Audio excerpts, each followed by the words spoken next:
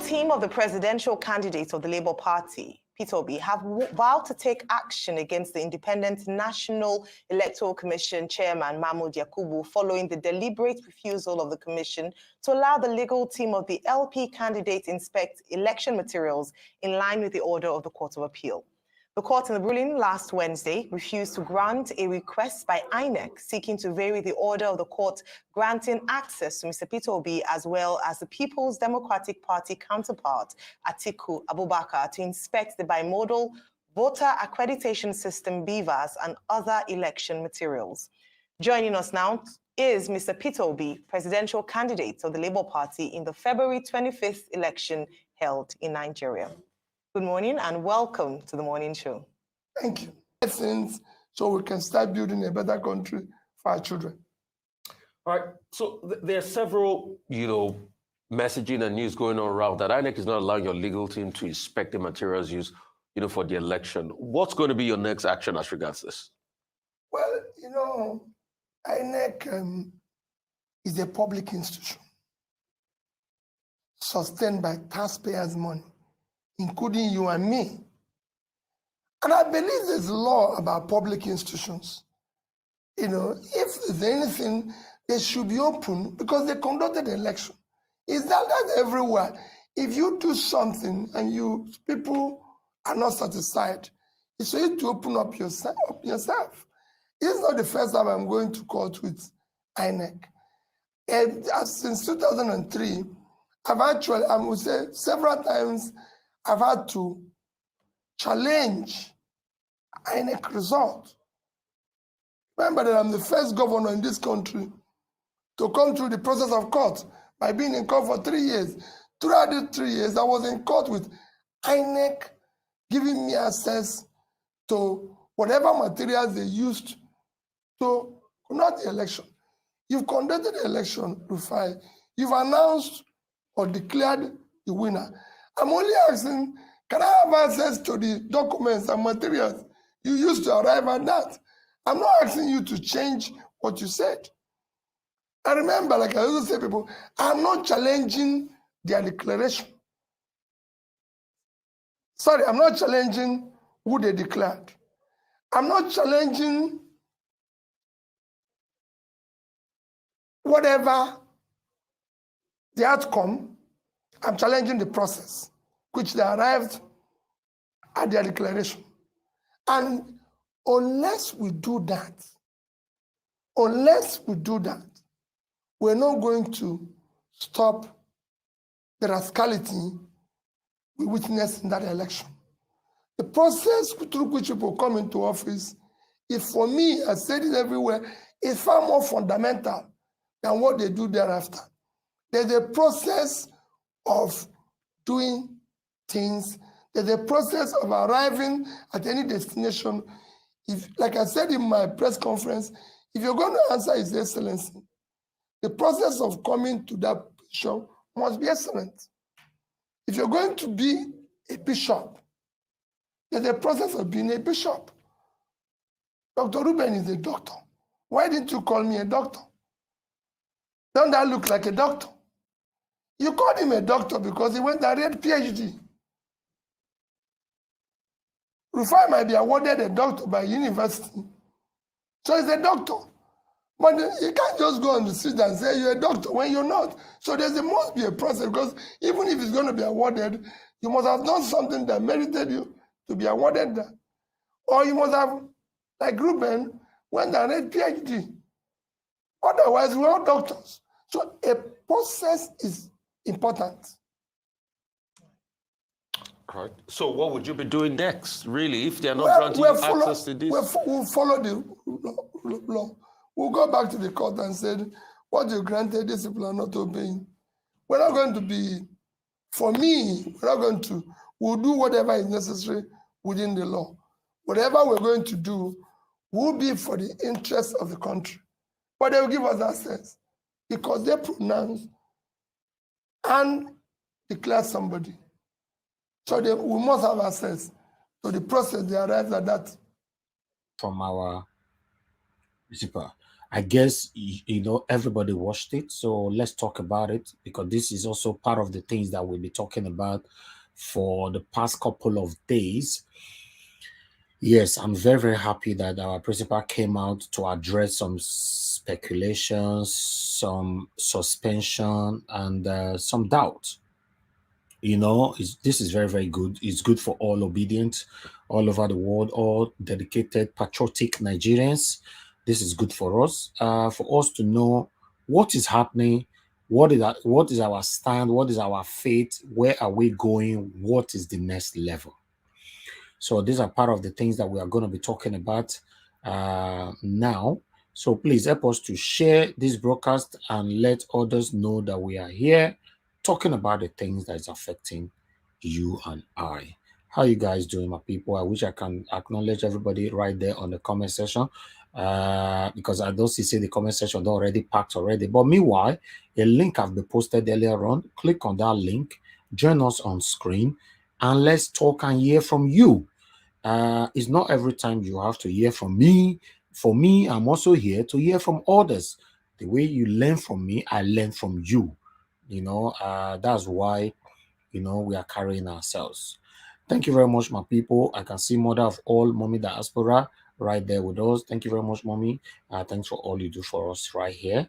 And I can see Mr. Pansat as well. Mr. Pansat, good morning to you, sir. Thanks very much for joining us. Good morning to you all. Faith Wilfred, delightful, Osagodua, Queen Eugene, Mary Ojo, good morning to you all. June Obaseki Wadele, I see you right there. Thank you very much, my people.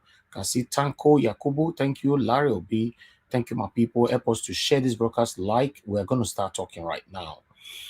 We can see Blessing, Omodia, thank you. Princess, thank you. Good morning to you all. Stephen Williams, Pat Oka.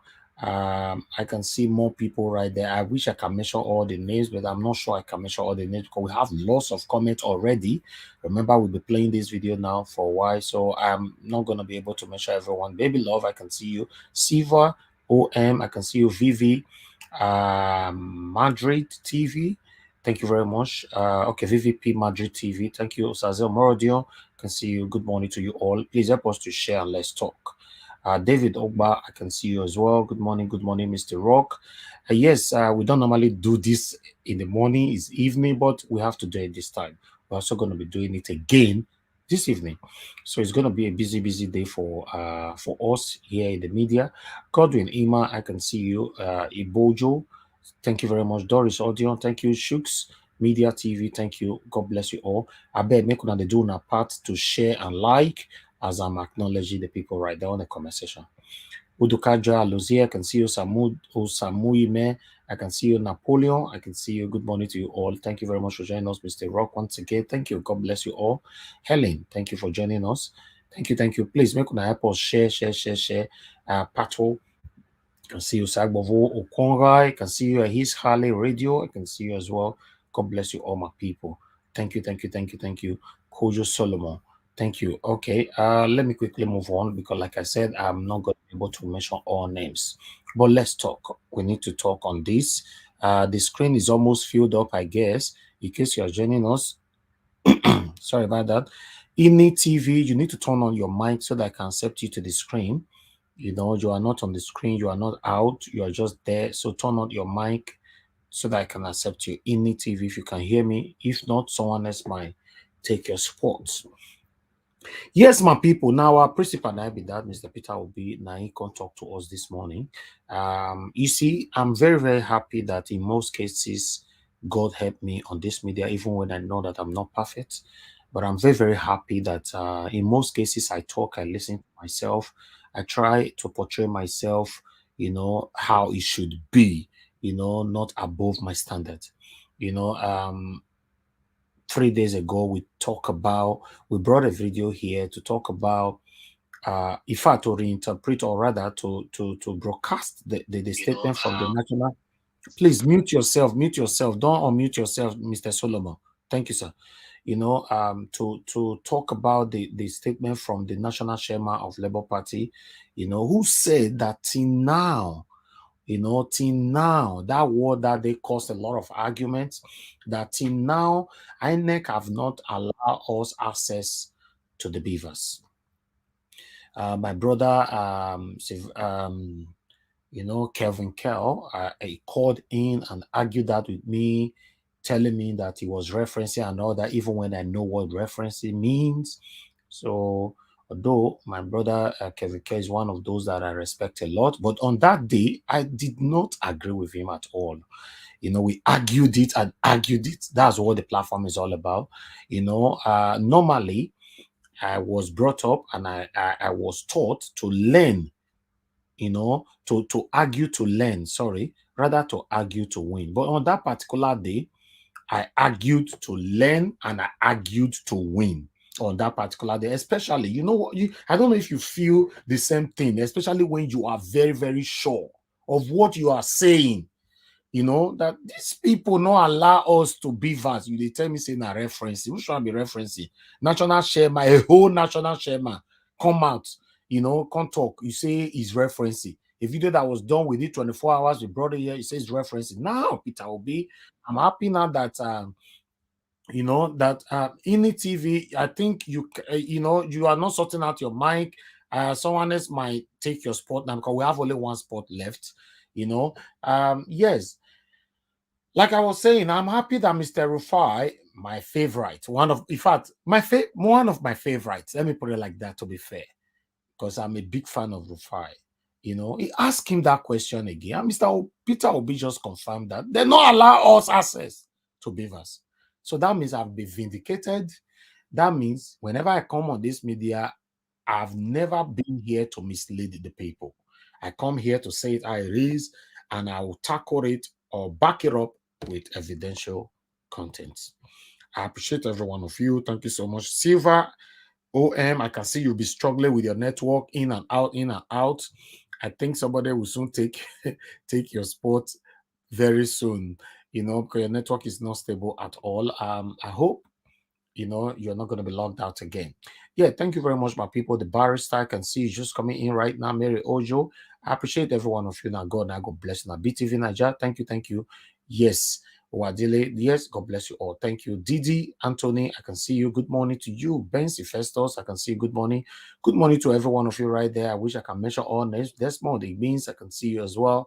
Patience, Egan Ruwa, God bless you all. Thank you for joining us. Bill, I can see you. I think it's not Big Gate, na IDL. Why I see the name Bill, I can't still say, if not Big Gate, they more quick. No. I can't still say na Bill Igbinoba. Bill Igbinoba, I greet you, my brother. Thanks for joining us. All right, I'm just going to speak to the people. What is your take, in all that our principal have talked about today, all the questions thrown to him, how he answered all, what is your current stand, what is the hope, where are we going? We're going to take it from there. Let me go to Ashegbu Collins. Ashegbu Collins, you are the first person here with us this morning. Good morning to you. Please, where are you joining us from? Na Collins, where Oh, don't do this to me now. Mr. Collins, honestly. Good morning, sir. Good morning. I'm just joining from halfway. I just arrived and I saw you. I just have to hop in because for a couple of days now, weeks, I haven't been on because everything that happened really affected me, both emotional, everything. I'm telling you, even till now, that's why I'm happy. That's why I'm happy you are here now. So even though you're not there, you did break down all this why, but now you don't hear from Mr. Peter this morning. Now, how did you now feel? What is the way forward? That is the reason why I just have to hop in. To be honest, Mr. Niger Watch, I'm just telling you, God bear me witness. For past 2 weeks now, since that election, I haven't been feeling well. Even nobody in my family, I haven't talked to anybody in my house. Everybody, I ignored everything that has to do anybody in Nigeria. To be honest with you, because I can't even work. I find it difficult to go to work, even to do so many things. Even yesterday, my pastor have to call me, try to find out if I'm I'm okay. I said I'm okay because I can't even go out. Everything, I'm just kind of everything. Like somebody lost me. The way I feel the time I lost my mother, that is the way I was feeling at this moment. So, but at the end of the day, listening to Peter Obi this morning have brought some hope back to me and people around me. To be honest with you, I just thank God that Peter Obi come out on air to speak to people, because he may be speaking to people in different way, but I think this one will make a very big difference in people's life. Trust me, it's going to make a very big difference in people's life. So everything Peter Obi said, like the ones that are able to catch up, he answered the question very well. He said everything right that he's supposed to say as a leader, even when people are trying to make him to say one or two things, but he tried to make people, to make us to see reason where we should believe in his mandate. So, and I'm hoping that that mandate must be restored, no matter how long it takes. That mandate is going to be restored, because every Nigeria is hoping. Even the mood of Nigeria, even till now, is still not fine. Everybody is still, that mood is still, as in, you go on street, everywhere is dull, everywhere is not functioning. People are still murmuring, people are still angry, because that is not what they wish for themselves. So it's just that somebody, you plan everything and somebody just spoiled everything that you plan. So now Nigerians are still, as most of us are still sleeping. We are not waking up. We are still sleeping on this decision, But I believe that at the end of the day, the justice, as in God, will come and intervene. So And at the end of the day, what is your hope now, sir? What is my just hope one word? now is that my one word now will say to Nigeria, looking at what Peter Obi said now, my hope that at the end of the day, the mandate must be restored. Amen. If that mandate are not being restored, trust me, I don't know what to say. Thank I you. just have to Thank you very leave much. there. Thank you. Yeah, I don't want to Thank say you so much. much. Yeah. My other panelists, you see, I want you guys to say it how it is today. Don't say anything to make me happy. Just say it how it is. That's another area where I like Mr. Pansat anyway when it gets to his turn. Although we argue all the time, yes. But today on this broadcast, I want to hear it. Just say it how it is, because at this particular moment, I want you guys to drag me from where I'm going to the rightful place. There's, if you cannot digest that word, is I don't know that, but that's all I can say. Just say it how it is. Don't paint it exactly how Mr. Collins just expressed his own feelings right now. Tell us your stand and what is your take on the interview of our principal, Mr. Peter Obi. So let me move on to Mr. Chuks Obibweze. Mr. Chuks Obibweze, good morning to you, sir. Thanks for joining us this morning. Please, what is your take on this? I guess you watched all the video. Mr. Chuks Obibweze. Yeah. Okay, I can hear you now, sir. Good morning to you. Good morning, Mr. Elvis. Good Your network is not stable, sir. I noticed you morning, don't have a problem of network like stable. We don't hear you. We don't hear you. And everybody. We can't hear you, Mr. Schultz. We can't hear you. Listening to us. You need to come back. You need to come back. You can't. No. I can see Cassie. Cassie, you joining us. Turn on your mic to accept you to the screen. You're on the backstage. Turn on your mic. Your mic must be turned on so that it can enable me to accept you to the screen, please. DG Cassie. Do that, because when more people are coming in, I might remove you if you did not sort that out. Okay, Big Uyi. Big Uyi, thank you very much, sir, for joining us this morning. Good morning to you. Please tell us, what's your take after that video? Good morning, Mr. Elvis. Thank you. Good morning, everyone. I did join on time, so I think I joined halfway. What I'm going to say concerning everything is probably I'm still respecting Peter Obi for his calmness and everything.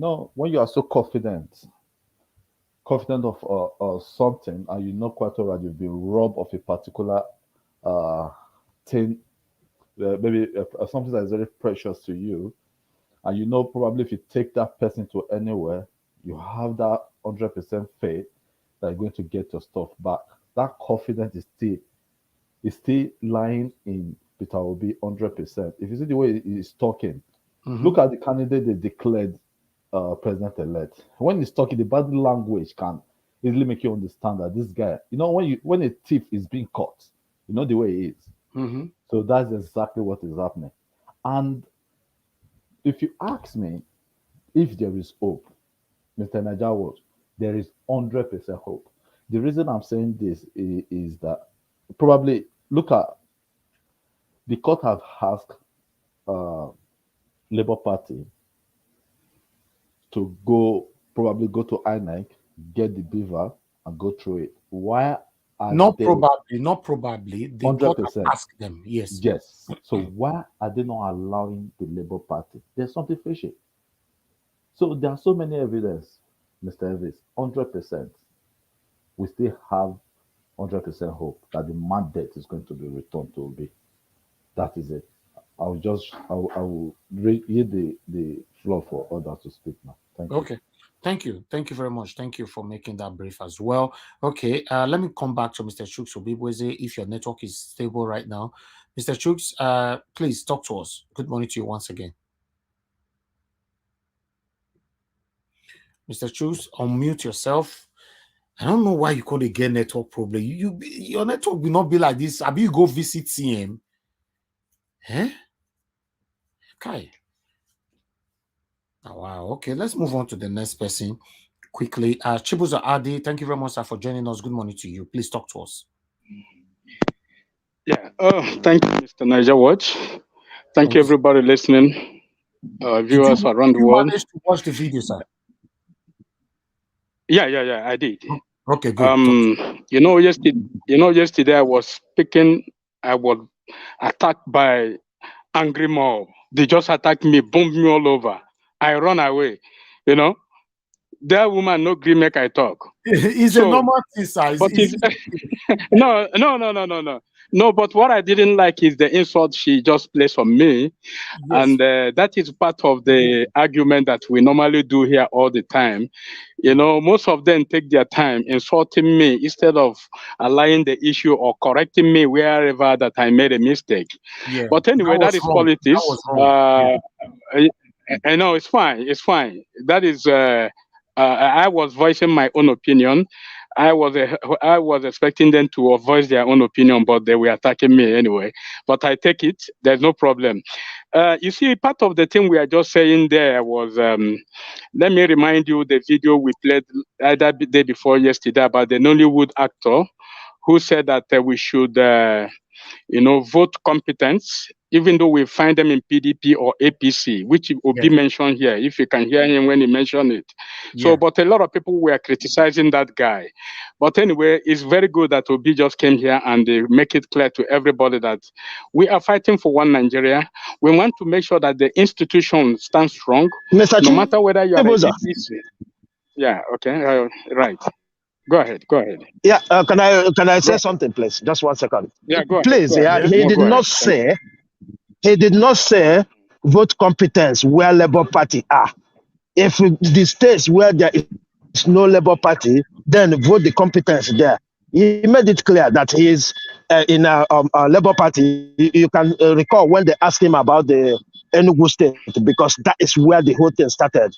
So he said he's supported this, but as obedient movement, everybody have right to support whoever they want. But as him as a member of Labour Party, he is standing with his candidate. Thank you. Yes. Yeah, thank you. No, I understand that. Even the Nollywood actor mentioned exactly that. He said this obedient movement is not about Labour Party. It's all about the movement of the people. We can support those who are credible regardless of their party or their wherever they're situated. That is what that guy, but a lot of people attacked him. But now P2B just came here and make it clear to all that this is the way forward. Because we want to reform the institution, regardless of the way we are viewing things. We need to make sure that Nigeria work. That is what he's trying to, let us know. But it's very good that Abati asked him a question, but I didn't get that question answer very right. When he said that Bola Tinubu invited him for a roundtable talk, but I didn't get that part very well, which is referring me back yesterday.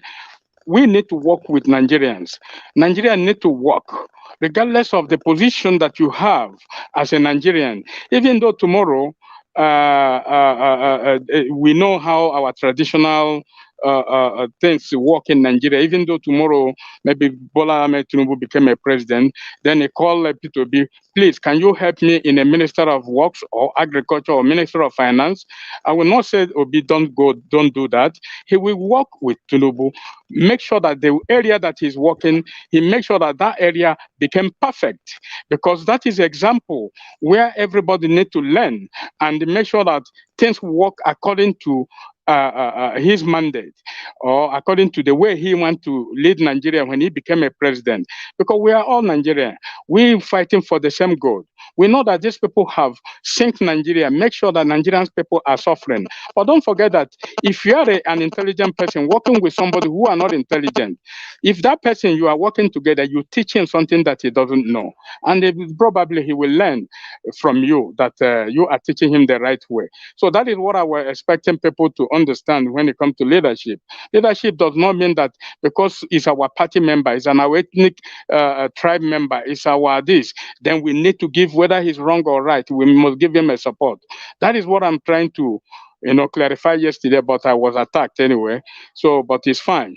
Anyway, Mr. Niger Watch, the video that you play right now can show you that the Nigeria P2B is fighting for clear verification of institution, make sure that our institution will reform, work according to the law, and make sure that everything work in Nigeria. Even though tomorrow we didn't succeed being that president, but the pressure he has put into this very institution will make sure that when you want to make a decision, then you have to think twice, because the reform is coming, and we will make sure that this reform take place, because we are dealing with Nigerians. You are not dealing with a particular individuals who are ruling this country because of their own personal interests. Those times have gone. Nigerians are more smarter than 4 years back, 10 years back. People you are dealing now are more intellectual, more understanding. They have a different view, the way you view the view of 10 or 20 years back. Nigerians are more smarter today, and we must listen to Obi, follow his guideline, and make sure that we work with everybody, regardless of your position. And whatever we find out there, we will take it from there. Thank you, everybody. Okay, thank you very much, sir. Thank you for your submission. Let me come back to Mr. Chuso Biboze again, if your network is okay now. Mr. Chuks. Good morning, Mr. Elvis. Can you hear me? Okay. Yeah, I can hear you now. Good morning to you, sir. Please talk to us. Yeah, good morning, fellow panelists and everybody watching us, and of course our comment section. Yeah, I'm gonna start with Mr. Chibuza Adi. I'm so sorry that you feel the way you felt yesterday. You're trying to say things the way you see things, but unfortunately, at this time many Nigerians are heartbroken. You can hear our brother Collins what he said happening to him, and many of us are in different state of minds right now. So anything people say that X them in that state they're about to react. I find it wrong that yesterday the way you said it, because you say we make peace. I mean, there's no peace without justice. So if anybody is advocating or calling me to make peace while you hold my something, you're not asking for peace. Rather, you are asking for.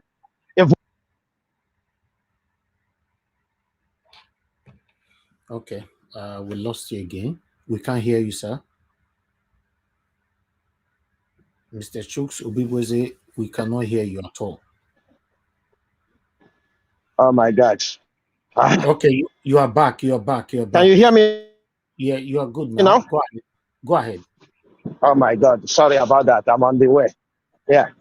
So coming to the our principal speaking today, this is the most beautiful thing, especially when he come to, settle those dust people have in mind, he made it clear that we do not just go to court, but we will follow it with action. That is resonating with me, Now that he says, let us come and protest peacefully while we make sure that we go through the legal process. process. That is absolute fantastic. And we can, many people here have been advocating the same thing. The simple question I asked yesterday was, what are they doing? Are they not going to court, to challenge for contempt of the court? And as long as they've done that, we need to remind them, because I've seen it here.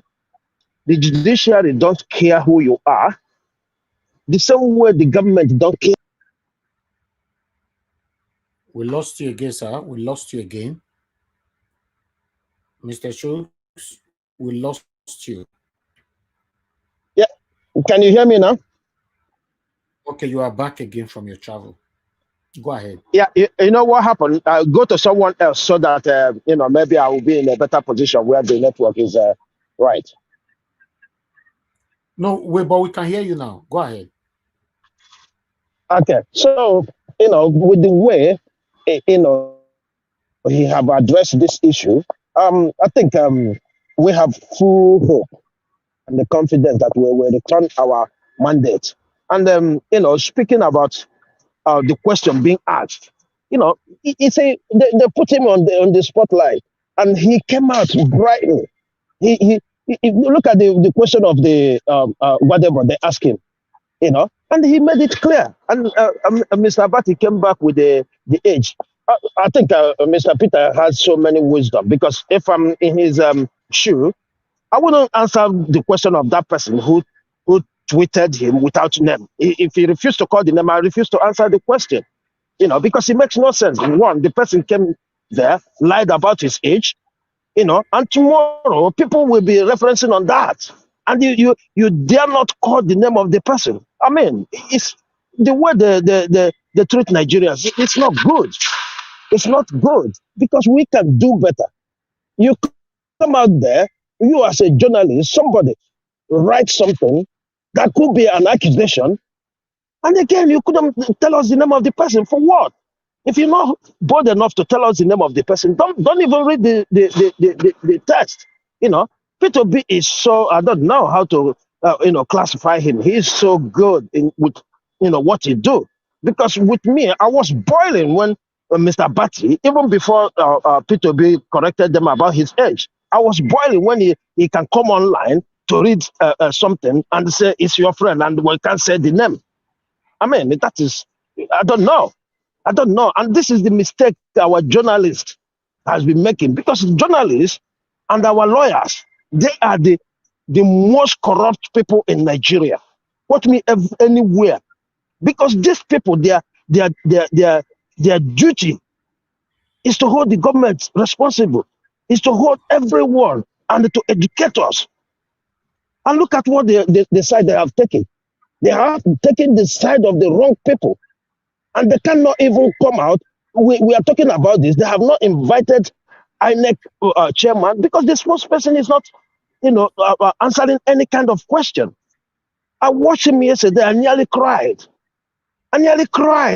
With his impunity. He was talking to Nigerians, whether you like it or not. This is what we want to do, and you take it. And nobody is doing anything about it. I'm worried about Nigeria, to be frank with you. It's just P2B that is giving every one of us hope. But how long are we going to ride on that hope? How long? Please, Nigerians, go out there in mass, occupy there without violence, please. You have heard it from him. We've been waiting for him to speak. And right now, he has spoken to us. Please let us do as he said. Let us go there peacefully and let INEC know that we are the beavers. Like he rightly said, we are the beavers. Because without human being, being accredited with the beavers will be nothing. Your telephone can only become telephone when you talk or use it to communicate. That is when it is telephone. Same as beavers. So let us go there and show them that the beavers they are talking about is there. Thank you. Thank you, Mr. Chusobibweza. At least you managed to give your submission despite the network challenges. Thank you very much, sir. Okay, Mr. Dwayne Akin, thanks for joining us. Good morning to you. I would like to hear from you. Talk to us, sir. Good morning, Naija Watch, Elris, fellow panelists, viewers. I say good morning to all of you, wherever you are.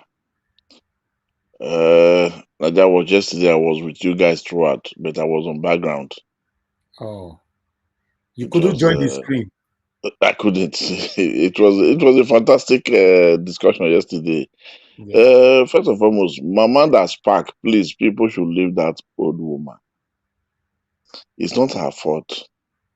You can't be cooking for decades of years, days, and months, and still there's no portion of food shared to you.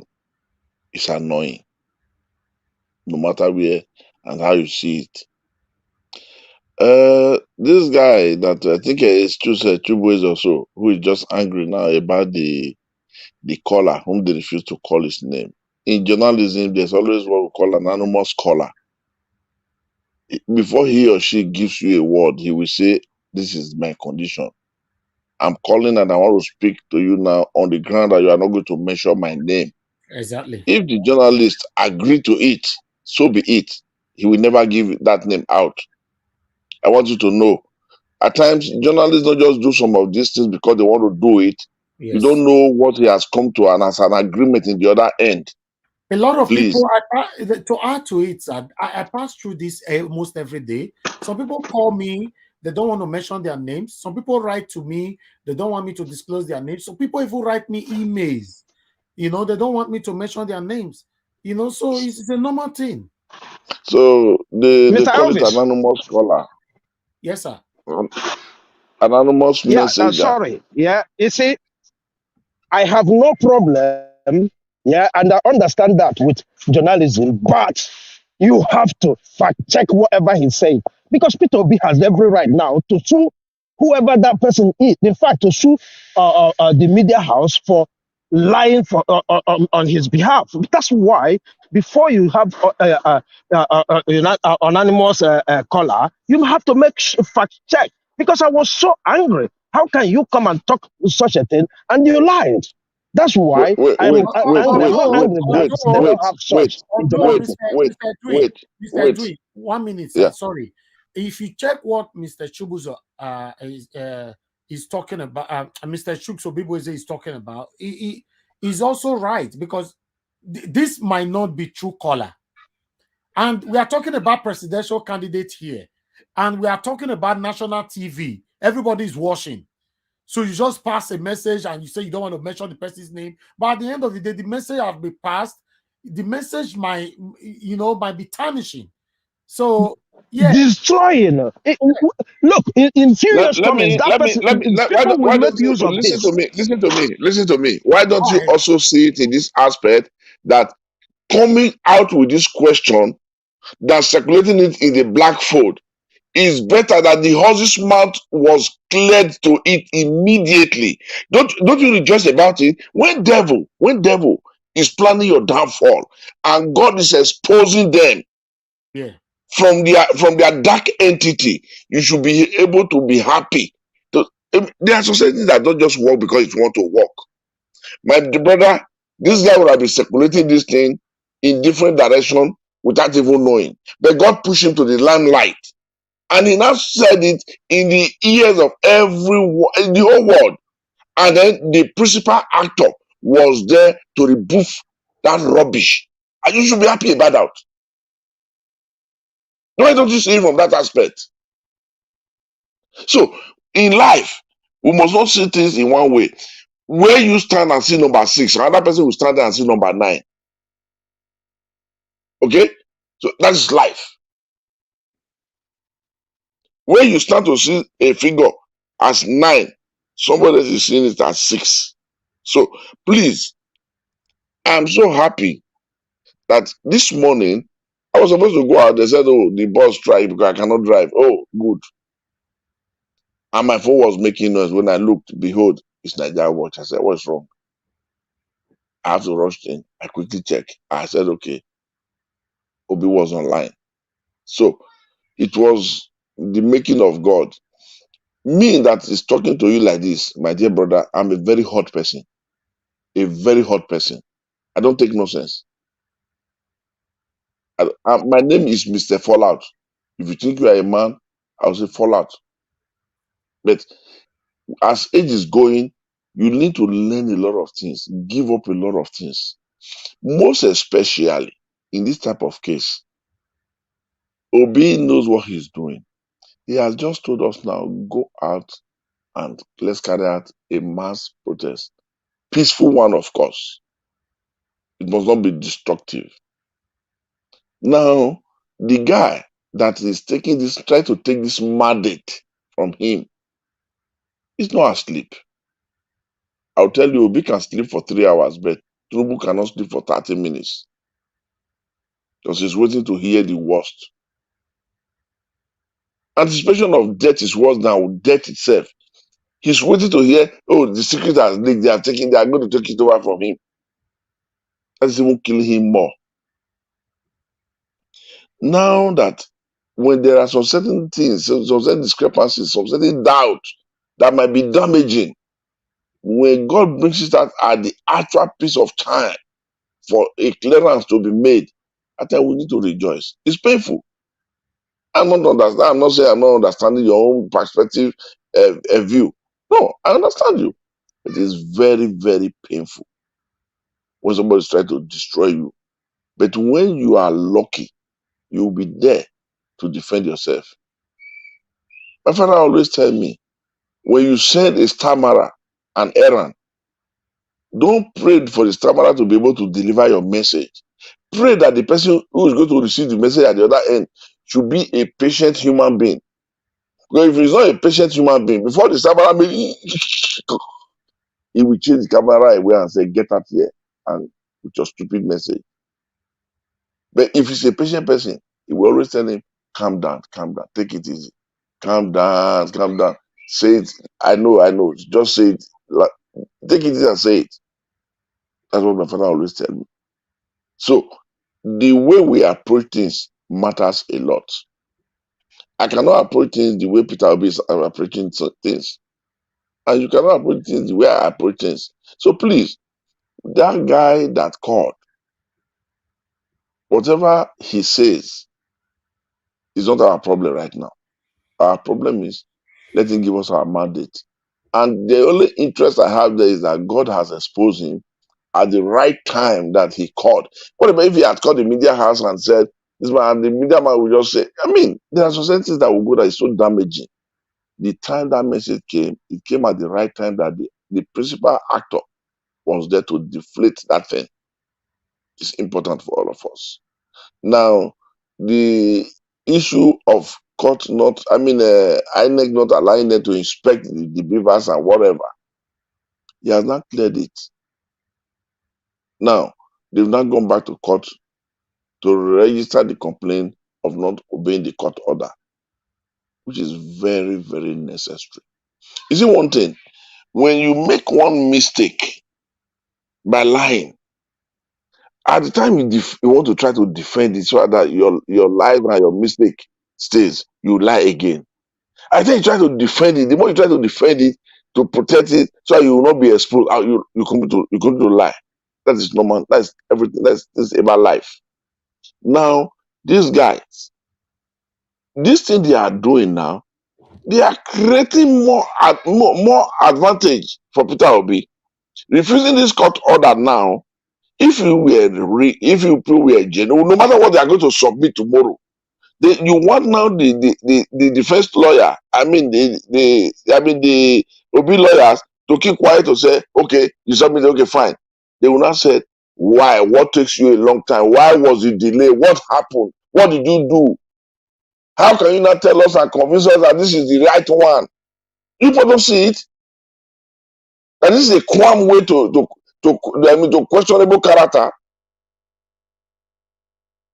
The lawyers are there. They are not stupid. The lawyers will definitely ask, why was there the delay? How many days it took you guys to now give it to us? This is what we have preamble. We have data collected before that time. And what were you people doing that you people could not now carry out the court order? These are questions they also have to ask in the court. How are we now sure that this period was not the time you destroyed the original results? These are questions for the lawyers. These are time waste. These are more mistakes they are making to make them guilty, to make them a perfect accuser, a perfect criminals. This is why I said just now, the perspective and the angle you start to see a figure number 6. Somebody else will be standing and saying it as figure number 9. They're making more mistakes. The lawyers, I mean, Obi had, are they babies in this type of case? Weights are falling and turning around for your good and for your sake. Don't be faster than God Almighty. You don't walk faster than your leg. If your body goes faster than your leg, then you are, which means you fall.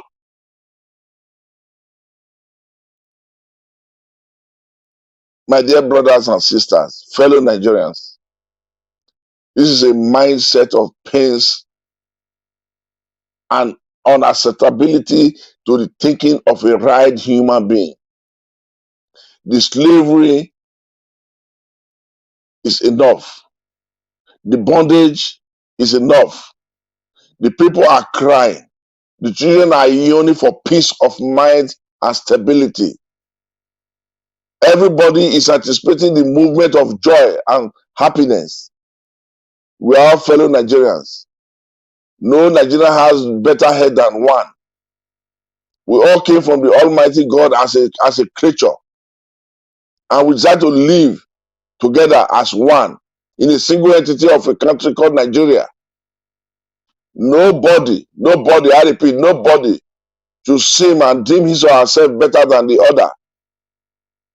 The age of Methuselah has nothing to do with the wisdom of King Solomon. We all have our wisdom. It is time for us to realize that there's something about to happen. The wind wave of the liberation has come to stay. The voice of the people is the voice of men, and the voice of men is the voice of God. Mischievousness will never take us all through our days. Nigeria world, my brother, when you fight, you are fighting for the entire Nigeria. I'll tell you, you live to see the reward and the profit of your labor. Is going. Amen, sir. We are all yearning for peace and freedom. We are all yearning for the spirit of togetherness, the love of one another. Peace, general, peace, brothers, peace, fellow Nigerians. I hang up for now. Thank you very much. Thank you very much, Mr. Edwin. Thank you very much for your expression, for saying it. I read. God bless you, sir. Okay, Mr. Pansat, good morning to you, sir. Thanks for joining us this morning. I'd like to hear from you. Thank you very much. And hello to everybody. Good morning, Mr. Elvis, fellow panelists, those on the chat section, and those listening to us by various devices. Let me first begin by asking for a few seconds of silence for the first Nigerian female senator, Franca Afebwe, who passed away. Thank you very much. So now I will be touching, with this brief period I have here, I've been given to touch on a couple of items. I will talk about Miss Katrina Lang, who was ambassador, what the British call the British High Commissioner to Nigeria. I'll talk about her successor as it relates to this election, at least what my opinion is about it. I will talk about Occupy INEC offices that Labour Party is putting together. And I'll speak briefly about the INEC clause 38 of the manual that they put out for this election, and a few other issues here and there. So let me first begin to say that what I saw with Peter Obi, his spirit, was very, very satisfying. I like the spirit he's come out to fight a good fight for the country. And he looked sound. body and mind. And I could see that he's not going to let anybody take Nigeria's mandate. Now, when I speak like that, sometime when I'm listening in the background, I hear Mr. Elvis say that I'm optimistic, that those who are optimistic should have a measure of reality as well. So you have to do both. And I agree with that, by the way. But let me say that what I'm looking at is that the British, now, I'm sorry, with all due respect to those of you who are in Britain, all right, I will be careful with my remarks so that you're not affected. This station is not my station. It's so I have to respect that. But I have to tell you that Miss Catriona Lang has been the British High Commissioner to Nigeria since I believe 2018, probably, or 14, something like that. But she's been there for a long time with everything that we've been going through in the country. For example, now there's so many things we've gone through: election rigging, massacres like the one in Zaria by Buhari and El-Rufai. She was there. Now, before I finish what I'm going to say about her, you have to know that all she has to do, pick up the phone, say to Buhari, stop, don't do it. That's it. She doesn't have to say it twice. But Miss Lang, we're not there to know what she's doing, but we can judge. In my case, I looked at when Showore was going through his persecutions in the country.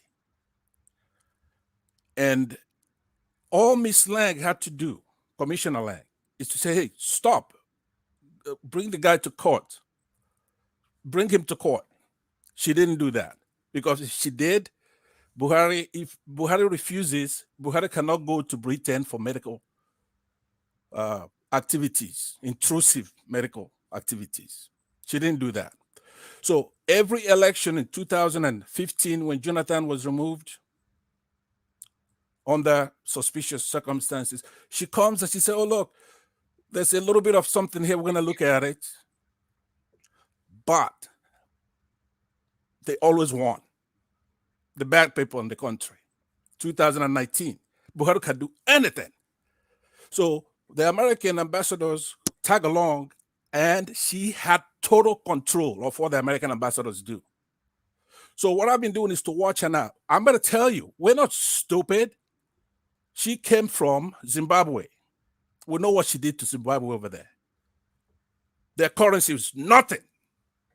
It's not worth a dime. Then they brought her to Nigeria, and we've been going through what we're going through in our country. Because without United Nations or the United States, we're lost. We're going to be finished.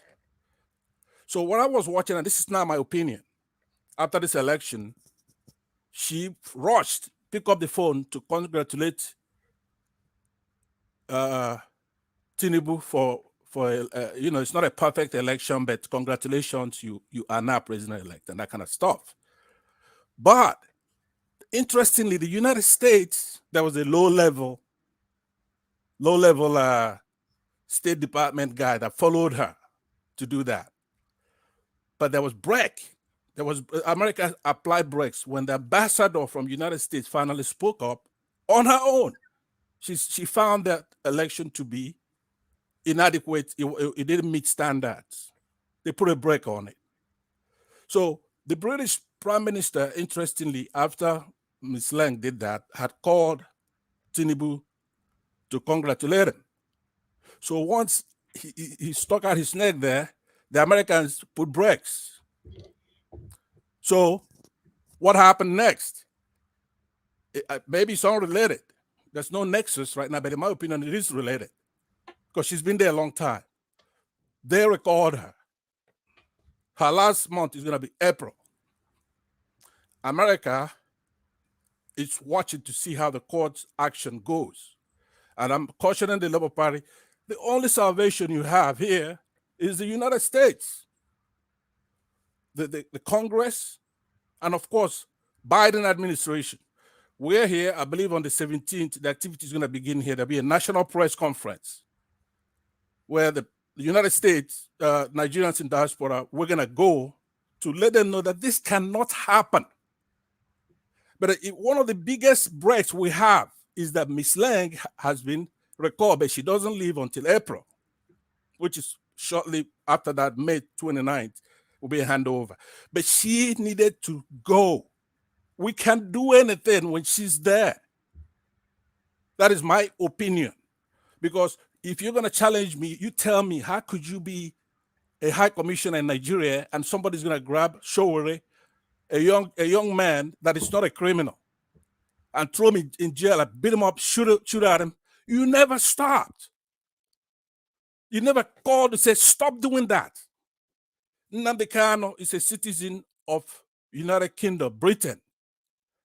But he's languishing in custody, abducted, renditioned illegally.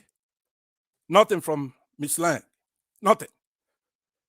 So the courts, even if you need an excuse, the courts have released them. Nobody's obeying the court order. Now, where are they getting the oomph to do that? Where? Come on. So I know this is a short period. We're supposed to talk about Mr. Obi here. Let me then quickly go to the issue of the section 134(2) A and B. I'm going to read to you what they call ipsima verba of what that says, because you may not have it with you in front of you. It says INEC.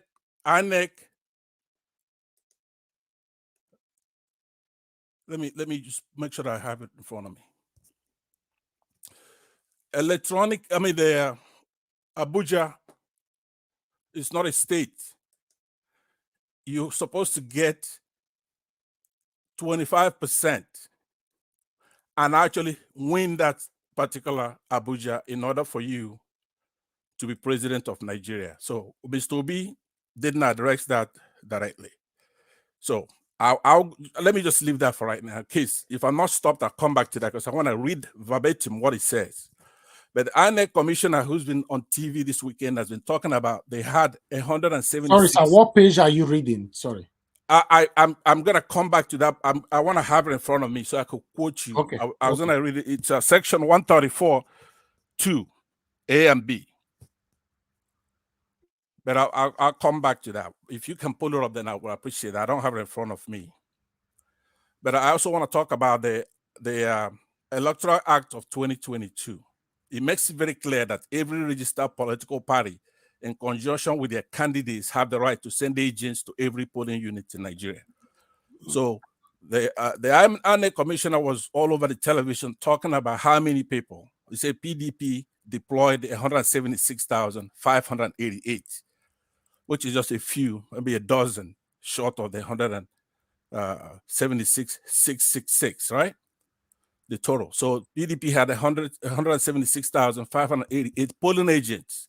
The Labour Party deployed a total of 134,874 polling agents. NMPP, of all people, believe it or not, had 176,200, while APC deployed 176,223.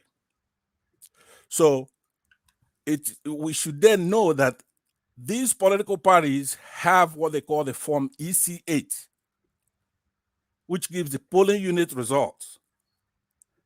And that's supposed to be uploaded to the IREV portal, the viewing portal for INEC. So when Peter Obi comes out and he says, look, that he won Lagos by 900,000 votes, or that he won Port Harcourt, because they have these results. They have it signed on the EC8 forms. So no matter what they do, that BVAS. I have it on the screen in case.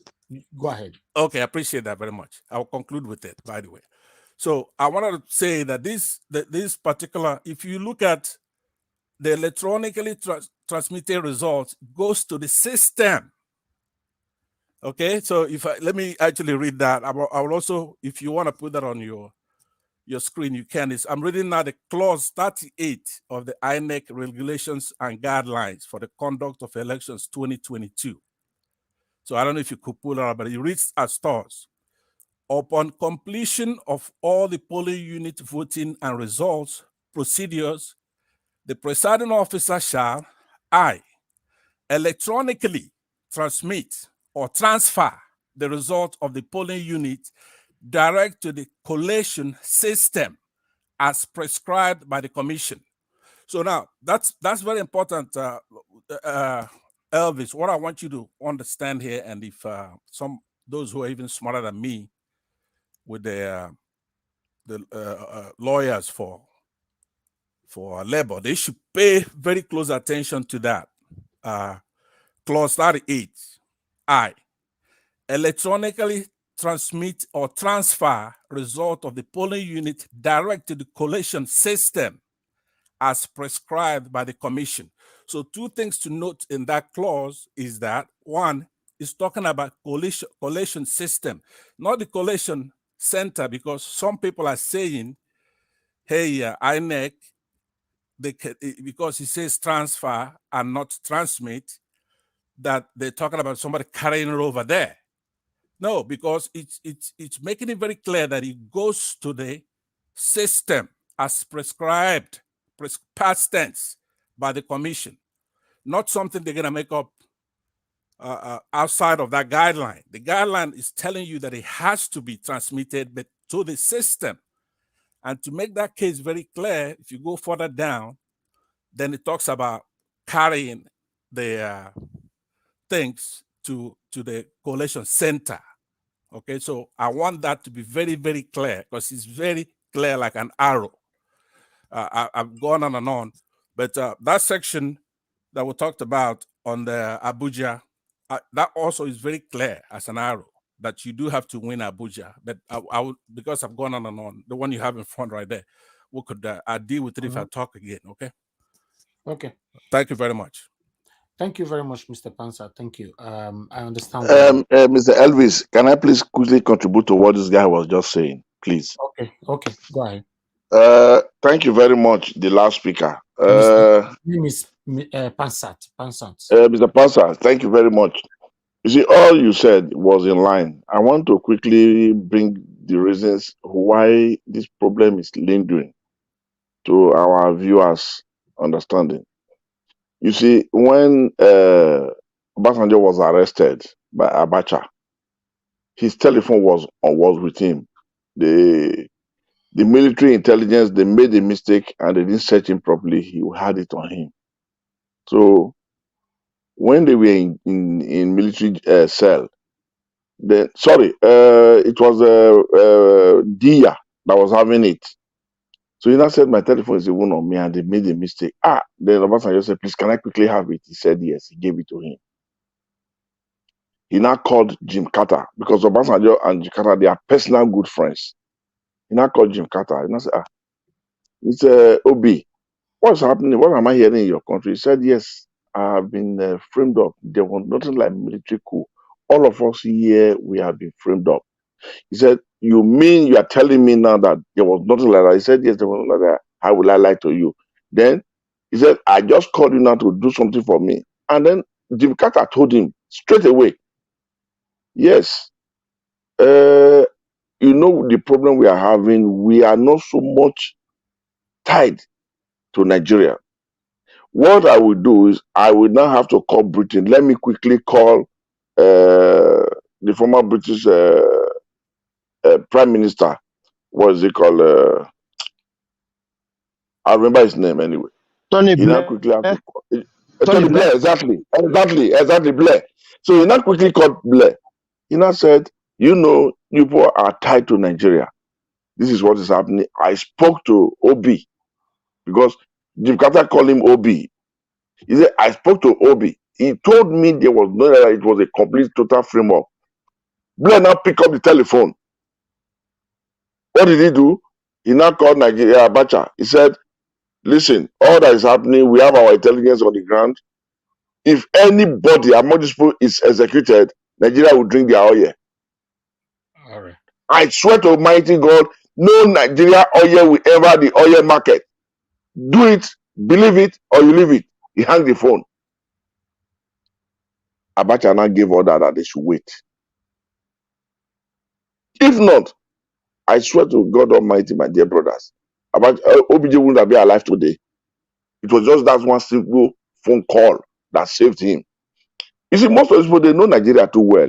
You know Macron, the current French president, he has stayed in Nigeria for more than 4.5 years. He speaks good pidgin English. The Macron you see. In French embassy, he was one of the diplomatic corps there. That Macron people are saying. He knows joint. He knows Fela, he knows everywhere.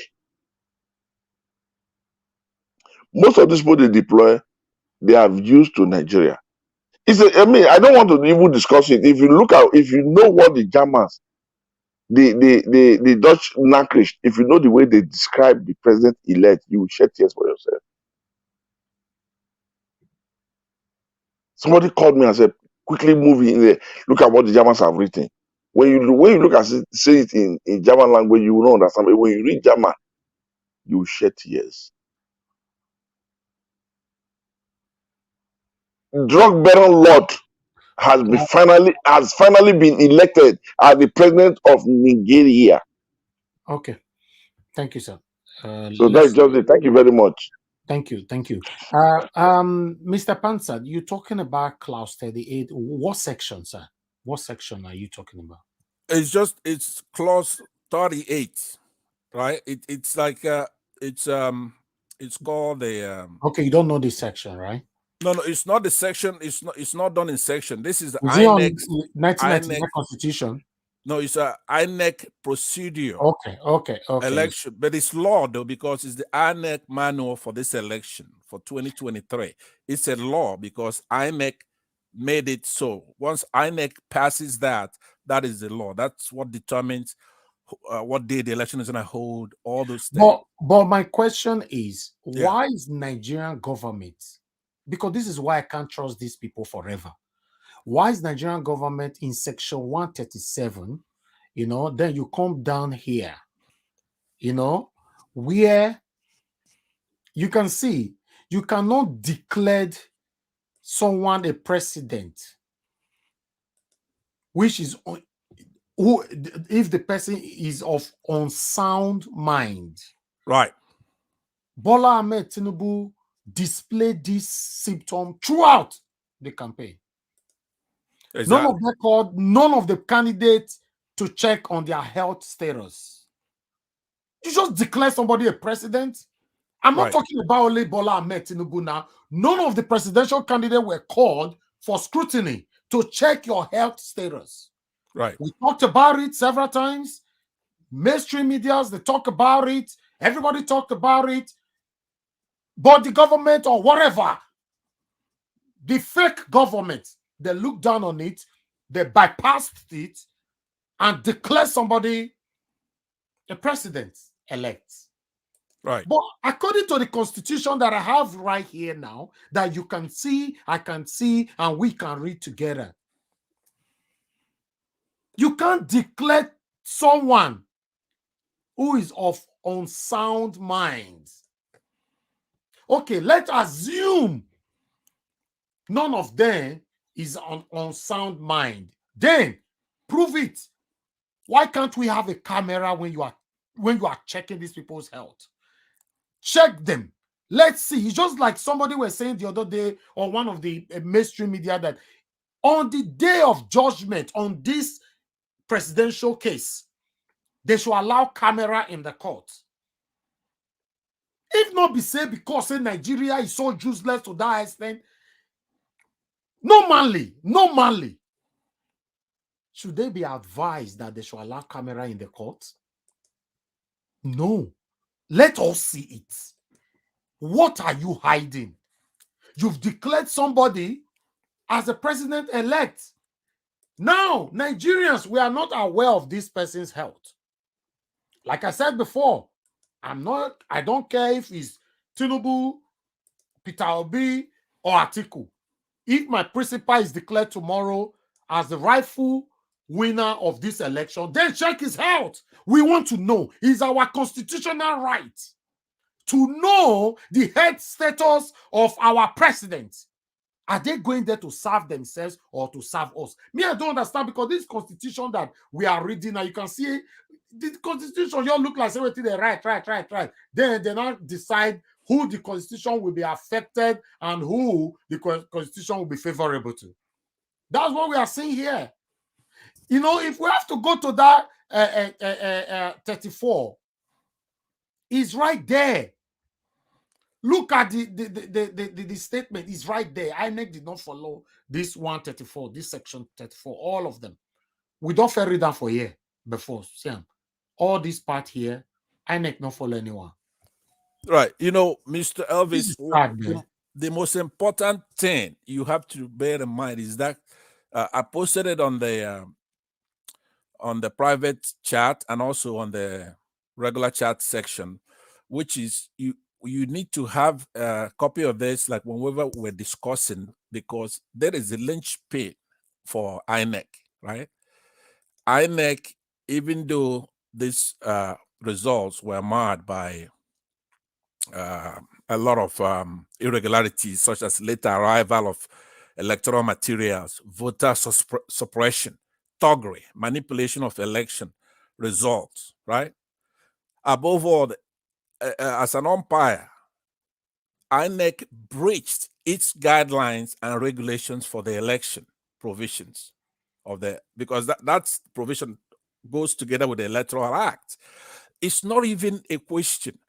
So it's very important that whenever we're discussing here, that you pull a copy of this clause 38 and that INEC regulation and guidelines, because they're trying to twist it like, okay, INEC can determine to do manual collation. They can't. By the law, INEC has the ability to make laws, and they did. They made the law in 2022 for this election. That is the guideline. They cannot violate that guideline. Now, the last time I spoke here, I was talking about it because some of these things are the most important things. They're not sexy. They're not fun. It's not.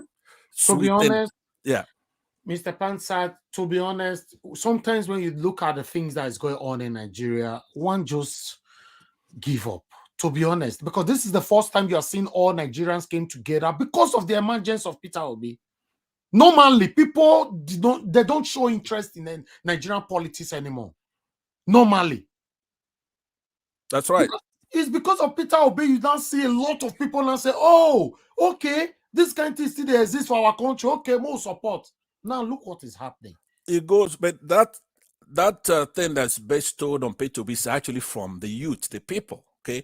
Nobody who understands what's happened and what's about to happen can give up. What are you going to give up for? It's impossible for Tinubu to be the president of Nigeria. I want you to know that right now. When I say that, you say, hey, Mr. Pansat, you have to temper optimism. The point is that there's a lot of people in the country.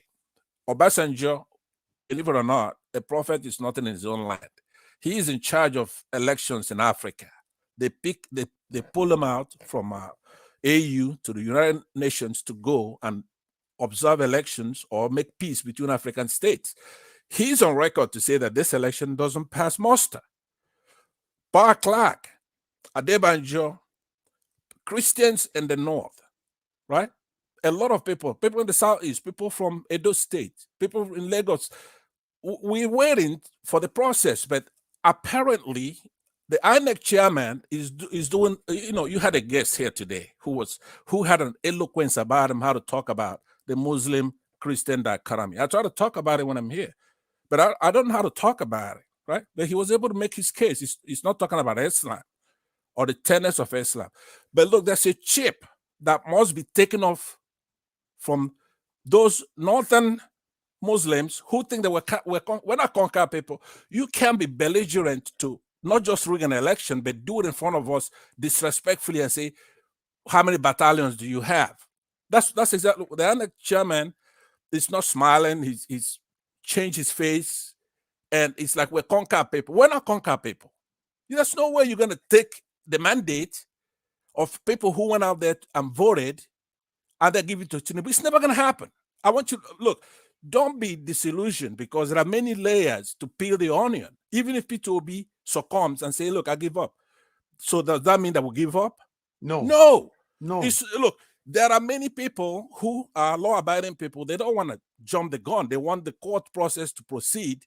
Perhaps the day this country is going to get hot is if you go to the court process and the courts do something that is not transparent to show a reason why Tinubu should be the president.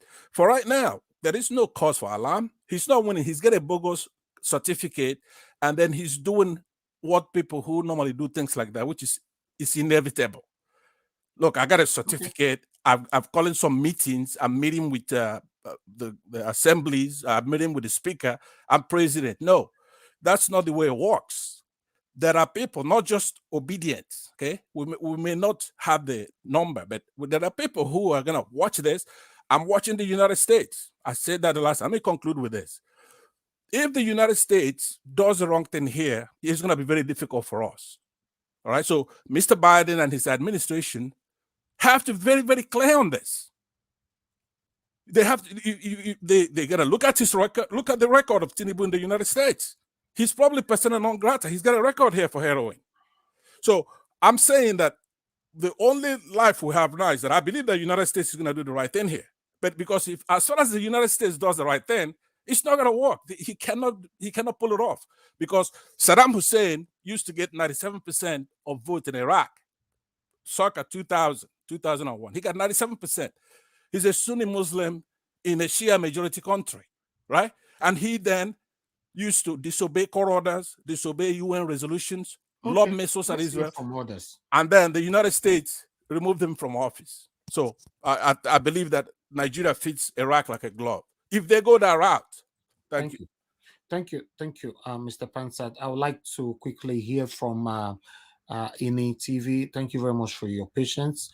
Please, I would like you to talk to us. Hello, good morning. Yeah, good morning, sir. Thank you very much. Please, where are you joining us from? INEC TV, UK. Thank you, sir. Please talk to us. First of all, I want to say I thank you and the panelists for letting me in. I think it is easier for a camel to go through the eyes of a needle than participate in your program. So thank you again. Thank you, sir. Okay, first of all, I did try to call on Friday because we also did some research, and I don't know if it's true, but since it looks as if you have guys in the panelists that are covenant with the laws and all those, we were told that Labour has 21 days to put in filing their petition. Yes, that's fact. Because what we think, we don't know if they have done that. They have so done that is what. Sir? Yes, that is fact, and they have done it. Okay, so that's good. That's good.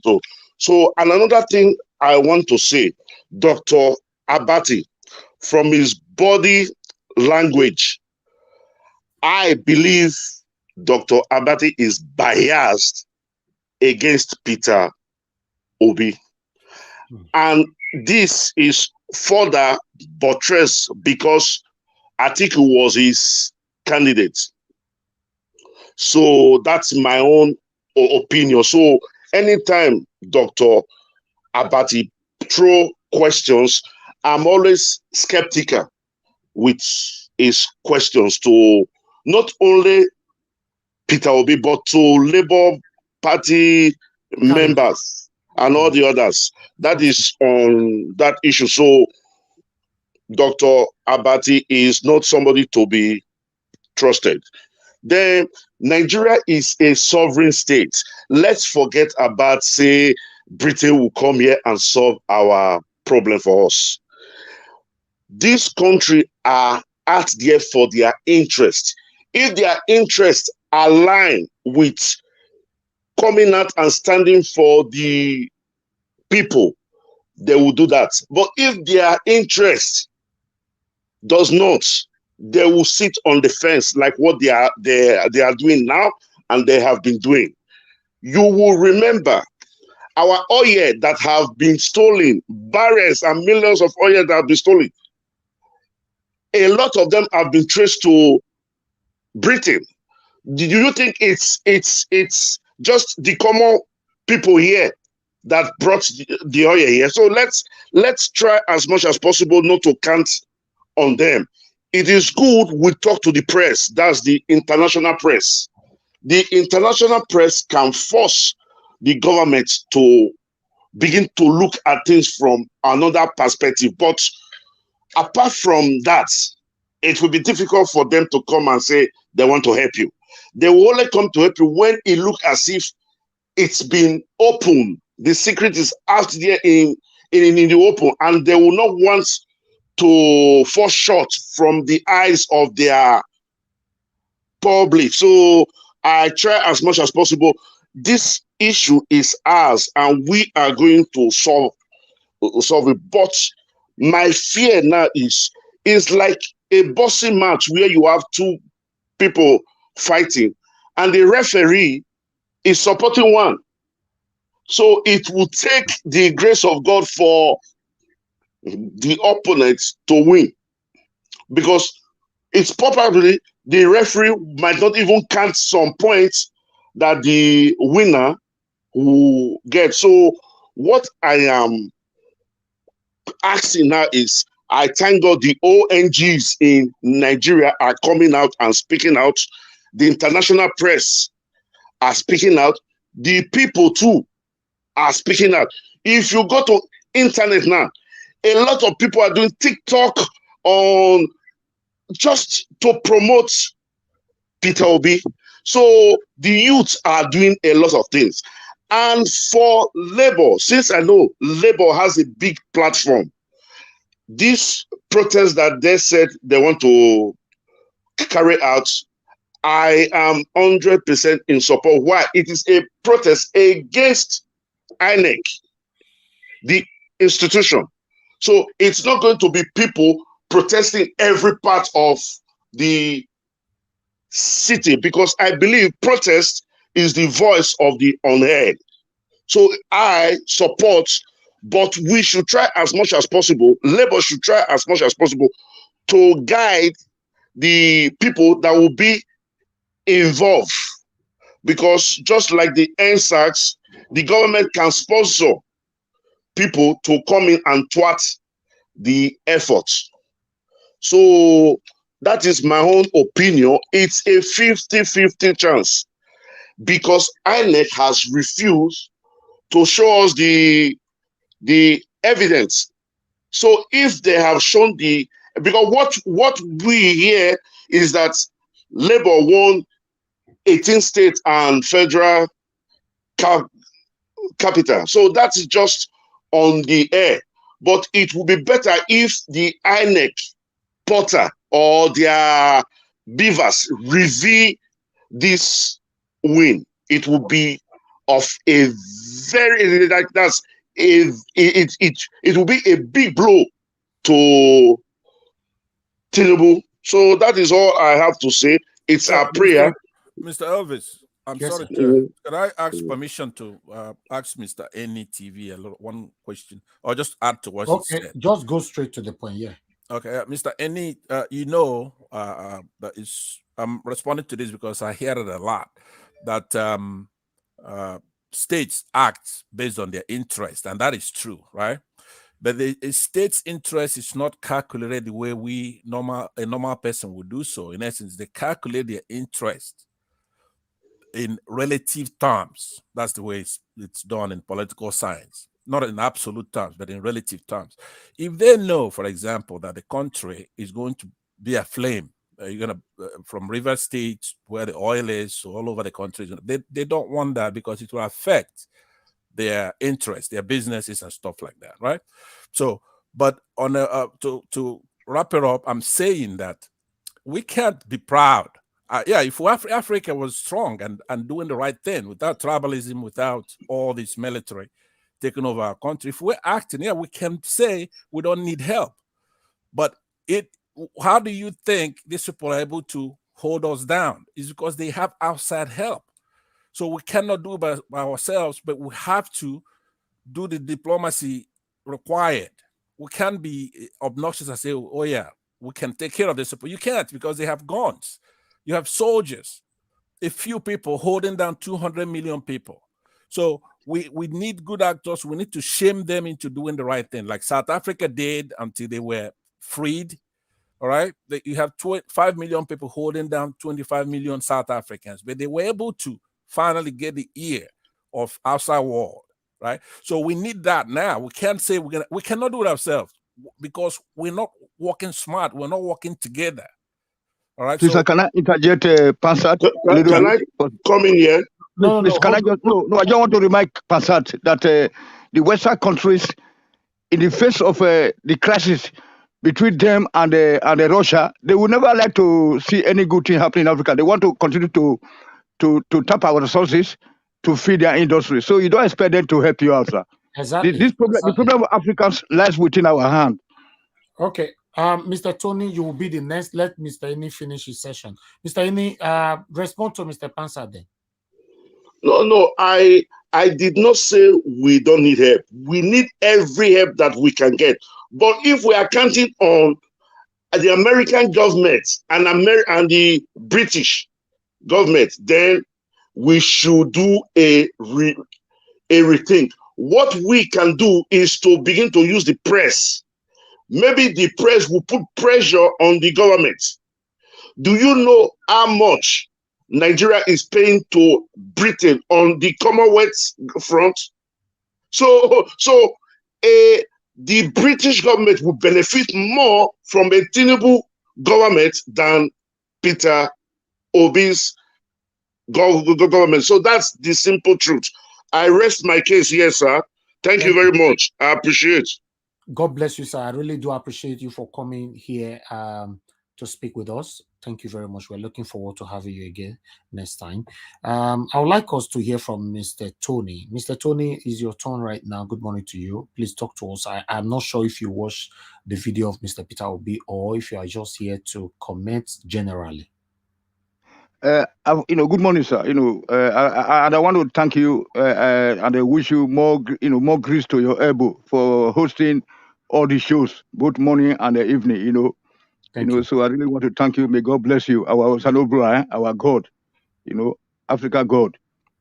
So, so you know that I'll be somehow, vindicated. That you see, all of us here, we are all aiming at the same direction, but from different angles.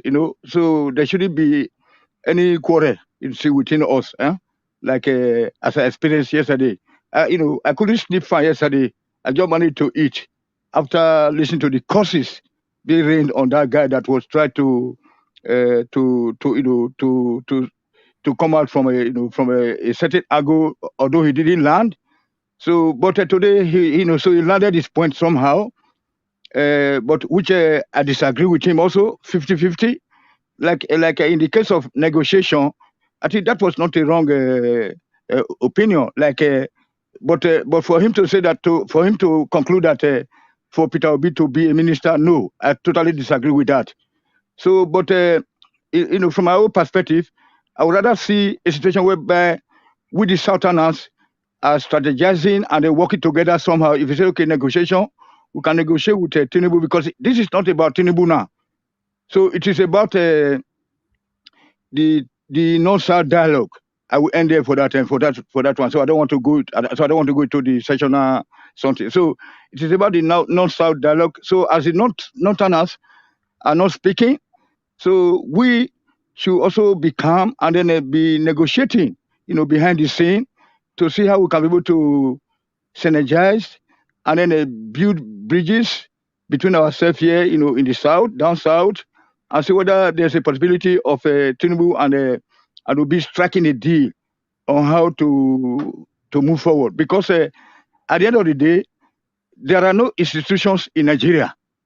Because assuming that we are having established institutions, then there could be all these state prosecutors who are totally independent, in their operations, to be looking at all the various complaints that are coming from the various political parties, their candidates, etc., etc. But in the face of that, so we are just in a state of confusion. So it's very painful. that is why I was suggesting at the beginning of all this so-called electoral process that as long as we don't have all these institutions in place, that there is no confidence in the system, that we should have boycotted the election, and then because since we know how it's gonna end up later, that it's not going to end up well, like there's a commotion, big cause from somewhere for us in the South to be abusing ourselves right now, and meanwhile those guys, it is not about Tinubu at all, it is about the other people try to cause commotion, and then so that they can be dividing us and they're ruling over us. So what can we do in a country that can't even print their own currencies? The PVCs were not given to the people that registered. We saw all happening before our eyes, and we were still expecting, a free and a fair election to come out of all this process. Then a country where people are so hungry, you can't produce your oil, you can't produce, you can't even go into your bushes to farm. People are hungry. I learned that Benin, they usually cut tubers of yams to pieces for sale because nobody can afford a full tuber of yam. So you see that the situation is so, we're in the state, in a dire strait. So what can we do other than to negotiate somehow? So, but and then I really thank you yesterday for trying to stop that woman from those, explicit and the graphics, words or whatever that were being written. I wish that woman would come back to the platform to say, okay, that she returned all those courses that were being written on that guy's future generations, for nothing, because it is not his making, because the guy was also tired. There's no institutions to prove all it. So that is why it's very difficult for us. Then in the case of the Obi's interview, I watched it. He was very articulate, sound mind, and then like as I always say, Obi is somebody that you can approach in the future, when there's a problem, and then you will just come to you and say, okay, let's do like let's do like this, let's do that. But it's not going to be possible because it's very difficult, because people that are just projecting Tinubu right now are El-Rufai and some other northern people that are Shetima. It's not about Tinubu at all, you know what I'm saying? So because whoever is going to be a president from the South, is going to be under the control of those people. I don't want to measure in sectional people now, like you always ask me not to do. So that is the problem that we are facing.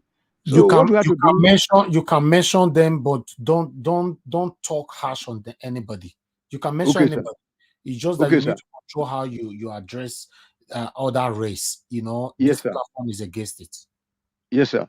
Thank you very much. So then that means if I could expatiate a bit, then that we should stop that Muslim versus Christian, because it used to turn my stomach when I hear people say that the Christian did not, because that's not okay. We still have very good Muslims. All the Muslims in the South, they intermarry. All, not be say 80%. Let's say from Benin, Ijebu, you go to Ibadan, you go to Lagos, they intermarry. We don't have problem with Muslims at all. It is about regional divide. It is about the regional divide. And then, see the quest for one region to conquer the other region for eternity. According to their forefathers, or according to our forefathers too. So why are we not doing like what Chief Nahoro and Awolowo stood for, by preaching this true federalism, or we separate the country? You know what I'm saying? So instead of what to be fighting about, targeting Tinubu is very wrong. Let's not target Tinubu. Let us look at the root causes of our problems. Who is putting Tinubu there? Why was there an electoral act, which is it's not going to be obeyed at the end of the day? Why was that money being wasted? To promulgate that law. Look at how many hundreds of billions, that was wasted on that electoral act. Why was it that? And now somebody applied to go and verify, to go and check the BVAS or whatever you call it. Then a certain court again that is still be owned by this particular session is now saying that no, with impunity, they just pursue the guy out from outside. What kind of life is that? So there's no system in Nigeria. So we don't know. We have to be looking for another way out, regarding that. It's very painful, sir. And then look at the way you are working hard, sleepless nights. Even we that are just watching you, we do get tired of watching. Talk less of you that is hosting the program and try to coordinate everything. And then I saw what you did yesterday in the case of Mr. Raka's, his predicament. How you try to rescue him. You know what I'm saying? So this is so we should take a religion out of it. Let us see we Southerners as one united people. And then if anybody is being attacked in Benin, let us not say that is Benin people. We should say that it talks. This Oshomoles talks. You can say, okay, Tinubu's talks in Lagos. After the Tinubu is not from Lagos. You know what I'm saying? So that's it, sir. So I want us to All right. work together as for Southerners. Mr. Tony, sometimes is confusing where what you want in Nigeria. Some people said you are for Tinubu, some say you are not from Tinubu, you are this, you are that. Please, can you make this clear? Who is your candidate? What do you really want in Nigeria? God bless you, sir, for answering this question so that I can be able to put this matter to rest. You know that as far as I'm concerned, there should be an election, sir. That is, I remember when they say you should try to kick me out, you say, no, let Tony express his opinion here. There's no election in the country where nothing is working, sir. So if we have to be said that, okay, United States should come and help us or Germany should come and help us, these people, they are not going to help you. How are they treating us abroad? With the black people abroad, how are they treating us? So last week, there was a shootout by, a racist German. He went to the Jehovah Witness Kingdom Hall, where the Ukraine, the white people, they are worshiping. Nigeria. Talk about Nigeria, sir. Okay. I just want to say that that you've been to other platforms where you talk down on Nigeria Watch, and you also talk down on me. No, you can't. No, that is definitely not. I'm always I'm always say that Nigeria Watch is my main home. That is my house.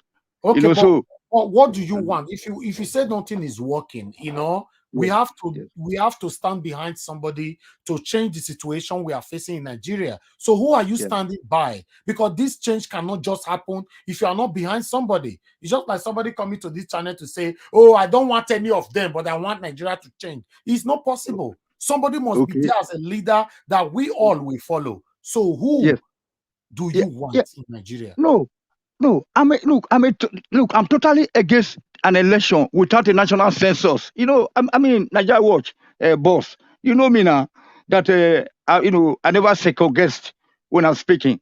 I've never been for the election, but once upon a time, there was a time I said that okay, so long they are now using money to buy their primaries and everything, and then we are see that there are no institutions of grant to do the to checkmate the people, the actors. Then I said okay, if it's Obi, it should come in as a Southerner. Then if it's Tinubu, that is a Jagaban, that is a LGBT person, that can come and dismantle the country because the Northerner did not want him to be there, already. So then we say, okay, let him come. If he can go to use that power. Wanted the power to come to the south, right? Yes, sir. Okay, and then Obi or Tinubu, you don't mind, but you wanted it to come to the south. Yes, and then you can see that how I started my discussion today, that if Obi can be able to form an alliance, don't forget that I said that, so that because at the end of the day, if they are talking behind the scene, then Tinubu can say, okay, let us manipulate the whole system too against the North and let Obi be the president. Because there's a way that Tinubu and Obi can meet. Because and then they will... know why I'm asking? Everybody is entitled to support, or you have the right to support whoever you want to support. We are not against that on this platform. I just want people to be clear and, come straight so that we can know where you belong.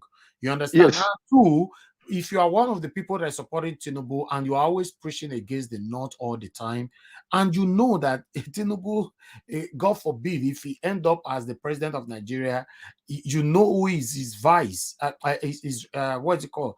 The vice president. Shetima, the Boko Haram man. Okay, good. So for some of you that is saying Tinubu, Mona, they wait for the pepper when the time could reach. We did not say no. Hello, Nigeria Watch. I'm not saying, don't look at my explanation just now before you interjected. Look, El-Rufai, then Aisha Buhari, and then Edi Shetima, they are going to deal with us now. You know what I'm saying? Are you guys seeing the development that is taking place in the north? You know, so if Tinubu comes there, like I said before, no Southerners will come to Nigeria as a president that wouldn't be under the control of the Northerners. So El-Rufai is going to take charge, not even Shetima. And you know the antecedents of El-Rufai, very dangerous man. You know how they job murder people, how even they are importing all those herdsmen to come and kill our people in Edo State. I mean, what the hell? You know, my way is that I'm just trying to say that we should be pro-Southern Nigeria. You know what I'm saying, sir? We should be pro-South. We should be working on the ground, even if we are fighting ourselves openly on the on the internet. We should be working together behind the scenes so that we can create a place. That's why. All right, Mr. Tony. You know, before I would like us to round up with you now. But one thing you must understand is, we on this platform we don't take actions against anybody if we don't have proof. But one or two persons are saying they will record you one day and bring it to us here. You know, because I just asked you a question now. Oh, you've been to other platforms, destroy Nigeria Watch and all. You see, you've never.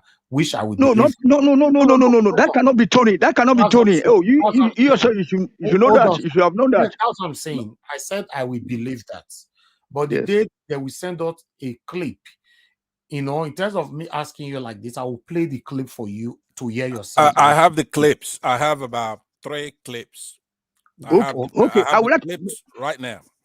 So play right now. Play right now. Me, that cannot be possible. If Nigeria Watch has said the time, I don't know, but that is not Tony.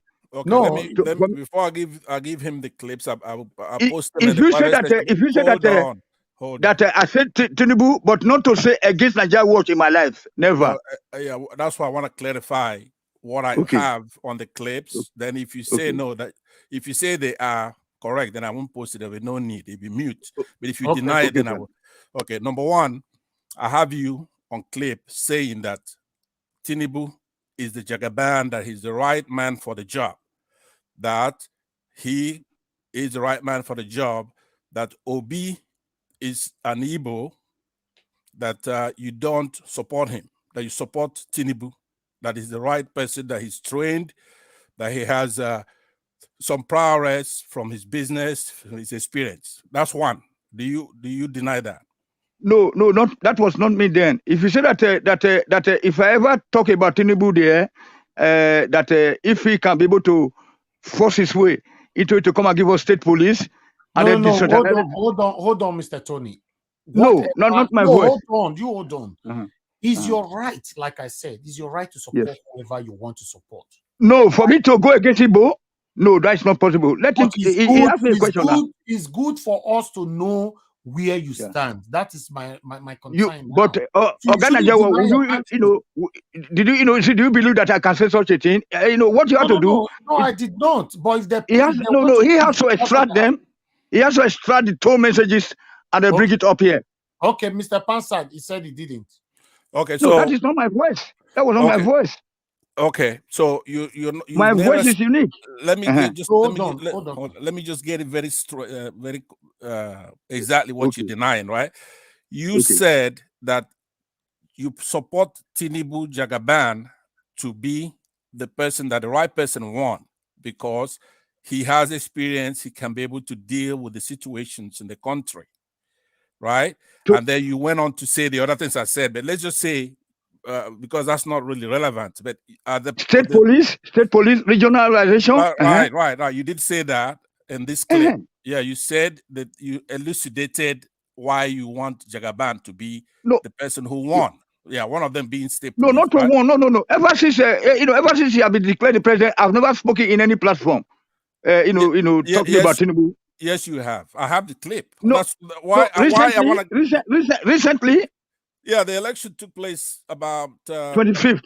Right. Today is March 17th. This is last week. I've never appeared on any platform. Last week, one man show. Like anyway, I said, no. One man show. I didn't talk anything. I've not contributed, make any contribution ever since the election has taken place. No. And then you know that Oga Digin.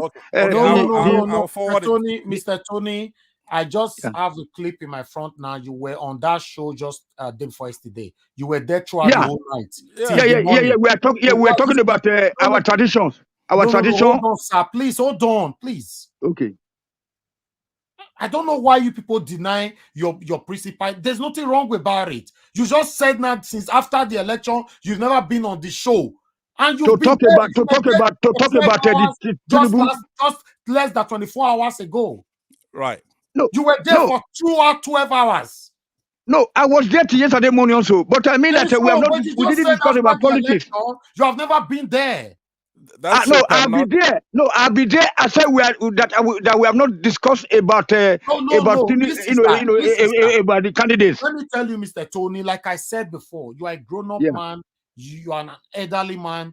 You have right to support whoever you want to support. That is absolutely fine. But I cannot take that from you, sir. Hold on.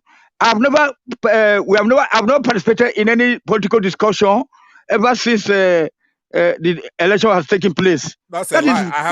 I have 4 clips. But look, Mr. Elvis, this is a waste of time. This is a distraction. No. You need to extract them, record those posts. The one-man show cannot go 1 minute without talking about politics or Tinubu. He says that he was there for like 12 hours, right? Yes, I have it here, but I can't play that. He's just here. He said they didn't talk about politics. That is a lie. I don't want to. I mean, me myself, I did not make any contribution. I might be there. You know, he doesn't even want me to talk about that. To come in now, Mr. Tony. Even what I'm seeing now, you were the last person that left that show in 7:26 a.m. Yesterday, I was calling the guy to even shut up, to shut down, not tell him. Hold on, one of the person were sleeping and snoring, and you were the last person on that show who closed the show, and you were asking one of the person that was sleeping, snoring, to send his number to you, and you gave your number on live. So for you to know what I'm saying, I'm a good researcher. I can research. When Mr. Pansa were talking about the Nigerian Constitution, within 10 seconds, I put it on the screen. You should know me by now on that. I will be looking at you here. My hands are working here. Okay. We're talking about about our traditions. No, and the reason why I brought that in, Mr. Pansa asked you. You said you have never been on that show. No. Yes. I said I've never discussed about the politics. I've never been. Hello, Mr. Tony. Yeah. Mr. Tony, listen to me, please. Listen to me. Yes. Listen to me. Nobody is a child here. Yes. Don't squeeze this word around again. You said. Oh no. You I never say what I don't mean. You said since the election, you've not been to that platform. No, I didn't say I haven't been to that. You never discussed politics.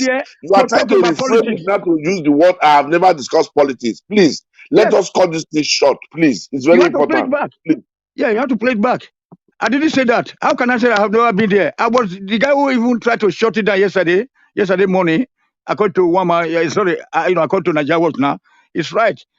So, but but for Pansa to say, I say about to be or whatever. The time we discussed about it was during the heat of the debate when we are talking about politics. And then I've already been consistent that there shouldn't be any election. If one man doesn't even want me to speak there, he always begs me not to attack, not to be sessional. So each time I get there, I always attack the note. Just like as the case here. So that guy said, he always said, don't let me speak. He doesn't let me come into the show that more, frequent. I mean, what the hell? So I have been saying that let us share the country, and then listen. He's not the one who does not allow you to come into the platform. Like yesterday, I was behind the platform here for more than 4 hours. Okay, even Nigeria didn't even know I was behind because it was full. So that does not mean if you do not appear on the platform means the person does not allow you. Please. Let me put this through. No, not here, not Nigeria Watch. Nigeria Watch is my brother now. He always, whenever you see me on the comment section, he always tell me, Tony, come into the show. Or each time I try to call, say, come into the show. I'm talking about one man went to Mo. That guy that, he doesn't, so he doesn't like me. Most of the time, Alexander Gomez always try to tell me to slow down when people are coming to attack Igbo. I can send you where The last time that I came in, Passat, you want to go and watch it. I think about 4 days ago, where I was attacking that woman they call Zita. I said, why is she just attacking Igbo? I'm the one that even fighting for the Igbo people there. Passat, are you still here? Yeah, I'm here. I'm not doubting you. So you know that you're my brother now. You know that you are the Yes, one right. that even, That's right. that you love me. That you said that everybody was talking about the certain object. I don't use the word love. So, but I don't have anything against you. No, I You're mean my that. No, I brother, mean man. that. Tony, you know No, what hold it on, is. hold on, hold on. I was the one that called your name. You remember that you said there was once upon a time at one man show they were describing a certain object. They didn't want to be straightforward until I came in. You said that was an elephant. You remember that I'm still standing on that my ground that for the South Nigeria. So this woman they call Zita. If you see the way that I ran abuses at her, even at one man show, they had to warn me not to take it easy with her. And they even introduced me to the show. They said, okay, people should put on their helmet. That Tony is about to come into the show. You know what I'm saying? So Yeah. Hold on, Tony. then I was holding the show to attack, to defend Igbos, and then I'm going to Mr. Tony, extract. I'm going to send to Mr. Tony, Nigeria Watch private chat. Mr. Yes. Tony, please Yes, mute sir. yourself. You see, Okay, thank you. one, I want to make this clear. One, on this platform, if you are coming here and you try to come in, you could not. Maybe because the platform is filled up. We have never selected anybody to come in. In fact, I've never post link to people privately. If I wanted to be doing that privately, I would select people that I can just say, okay, I want to make this person this screen. I want to make this person this screen. I'll post to Mr. Pansat, for example. I'll post to Mr. Edwin. Maybe you or to Niger. I'll select my people. Say, okay, me on affair come in before I put the link in public. But I've never done that in the history of this platform. I'm too fair, but I'm not a perfect person. I put the link. No. Hold on, please. Hold on, okay. Please. Don't interject me. I am going somewhere. I put the link in the public is about first confess serve. Some people come to me later on to say, oh, I try to come in, you people don't accept me and all that. No, that's a lie. And why on the phone? Let's talk about the phone as well. Mr. Mattis, you're on the backstage. Please turn on your mic so that I can accept you in. A lot of people are trying to come in. If you do not turn on your mic, you might be removed so that someone else can come in. I can see you right now on the backstage. Okay, let me move on. On the phone, some people also accuse us that we don't pick their phone. No. When my panelists, like the way Tony was talking now or Mr. Pansat, you cannot be calling. Then you expect me to pick your call and say, Pansat, hold on. Somebody their phone. Or Tony, hold on. Somebody, it doesn't work. That's not how you should run the media. The panelist needs to finish their submission. Then I'll pick up the phone. Then you can speak. Most of you call in the wrong time, which is fair. Continue to ring. And we pick the calls randomly. We pick randomly.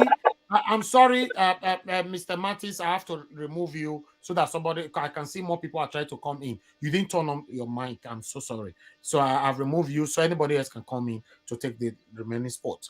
So in terms of picking calls, I pick it randomly. Even sometimes I pick the call. What's your name and where are you calling from? I hear from somebody where the name they already store on our phone. Say, now me, I'll say sorry. I'm not looking at the names. That's what it means. So anybody who called on this show, we did not pick your calls. It means that we are very, very busy. Please mute yourself now. Onero, please mute yourself, sir. You know that we are picking randomly. We are not selective. We'll not be Nigeria INEC. Where you do election, they select who win. No. We are not like that here. Then two, you just denied you did not Mr. Passer was asking you a question. You said since the election, you have never been to any platforms. No, never talk about Tinubu. I never talk about participating in any discussion with Tinubu. I can't say I never been to platform. I go from platform to platform. Hold on now. Hold on, Mr. Tony. You are taking me too far. Like I said, I did 42,000 dissertation essay research. In fact, my dissertation, when I was in university, I did it on Arnold Schwarzenegger. A lot of people know who is Arnold Schwarzenegger. the popular actor in America, and he was a governor as well. So I'm a very good researcher. And I can do this thing while we are talking. Nah. Wait till you talk, we'll bring and come. Let's listen to you, Mr. Tony, quickly, for you to know if Mr. Pastor lied against you or if you are lying against yourself. Let's play this. Thank you very And much, then you went on to say my the other things brother. I said, but let's just say, Please, let's no, hold listen to this on. now. Let me, you see, that's why you are interjecting. You don't let me. You are trying to cover up the truth. Naija Watch. Mr. Tony, Yeah. I'm playing video. Yes. Please stop. Let's listen Okay. to yourself, please.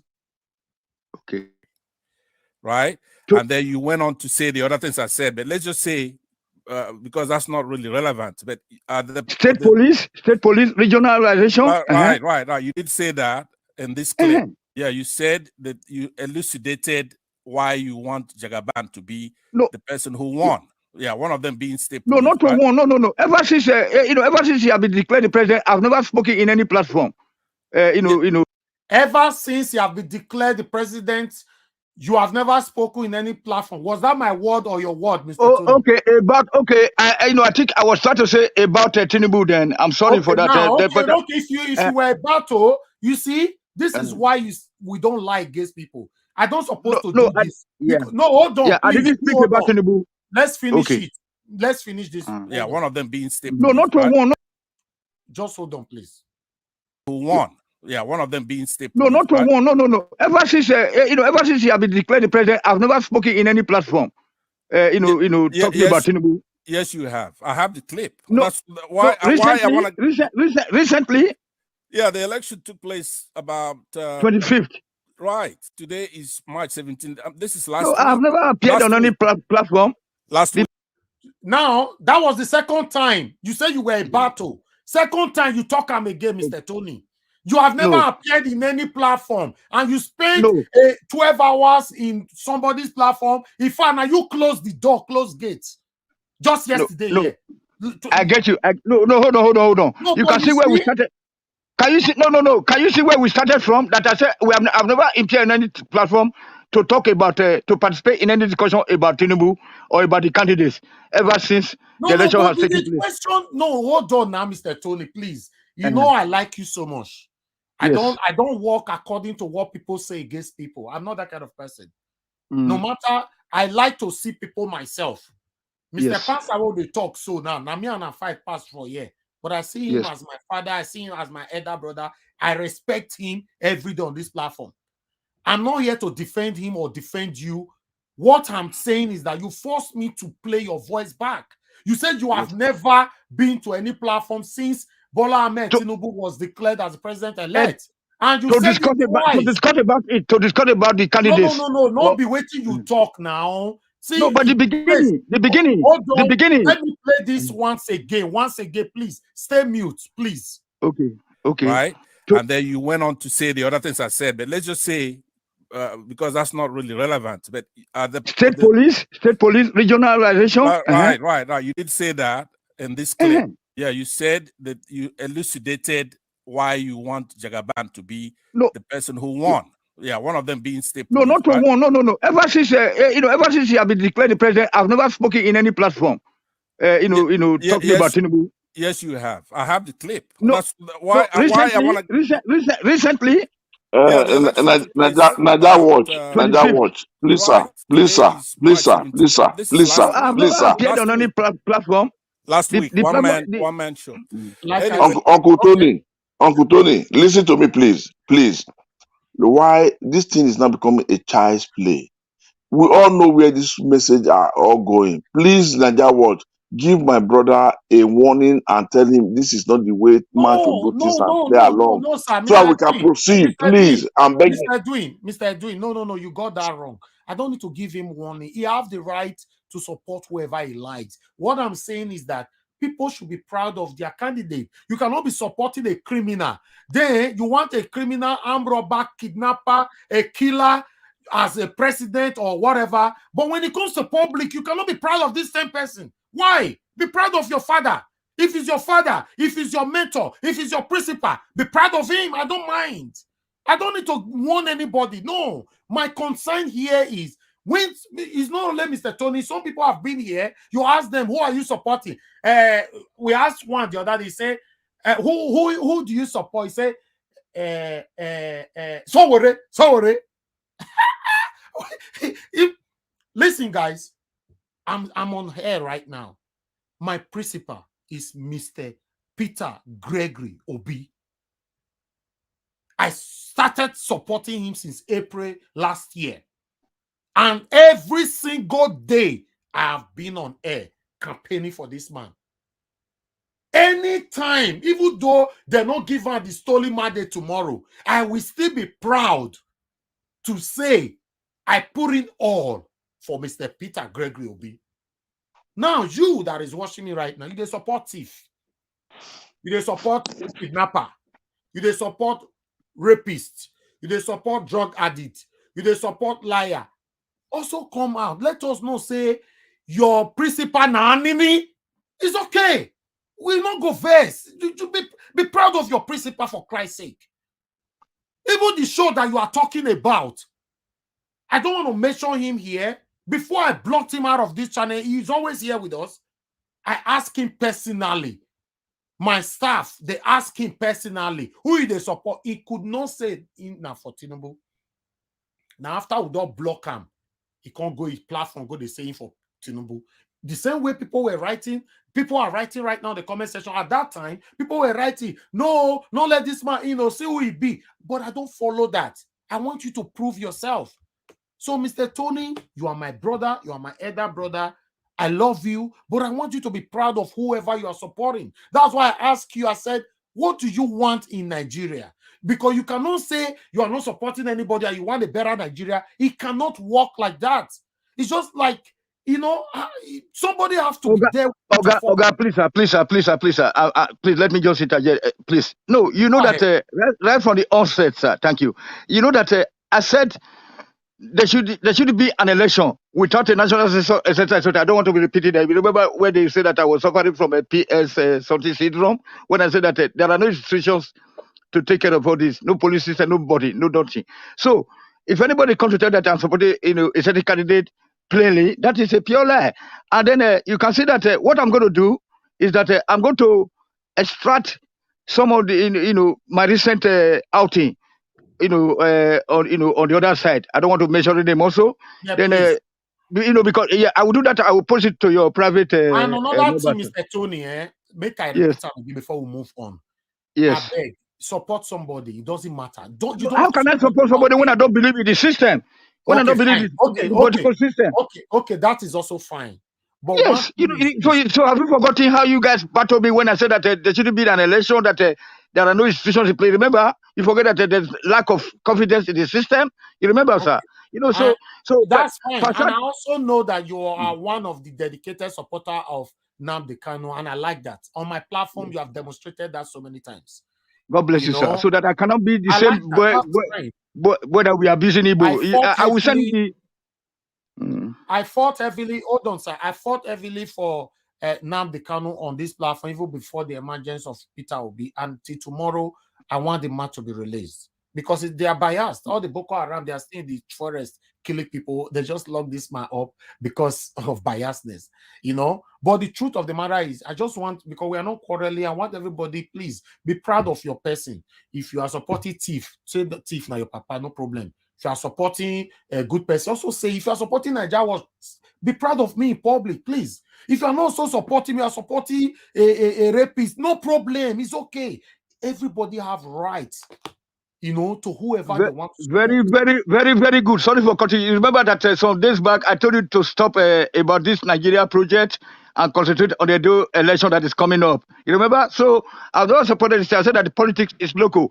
And then to that point, if you go to Nigeria Watch, you see that I'll be helping you out there. Like, how I'll be telling people not, to be patient whenever they call you.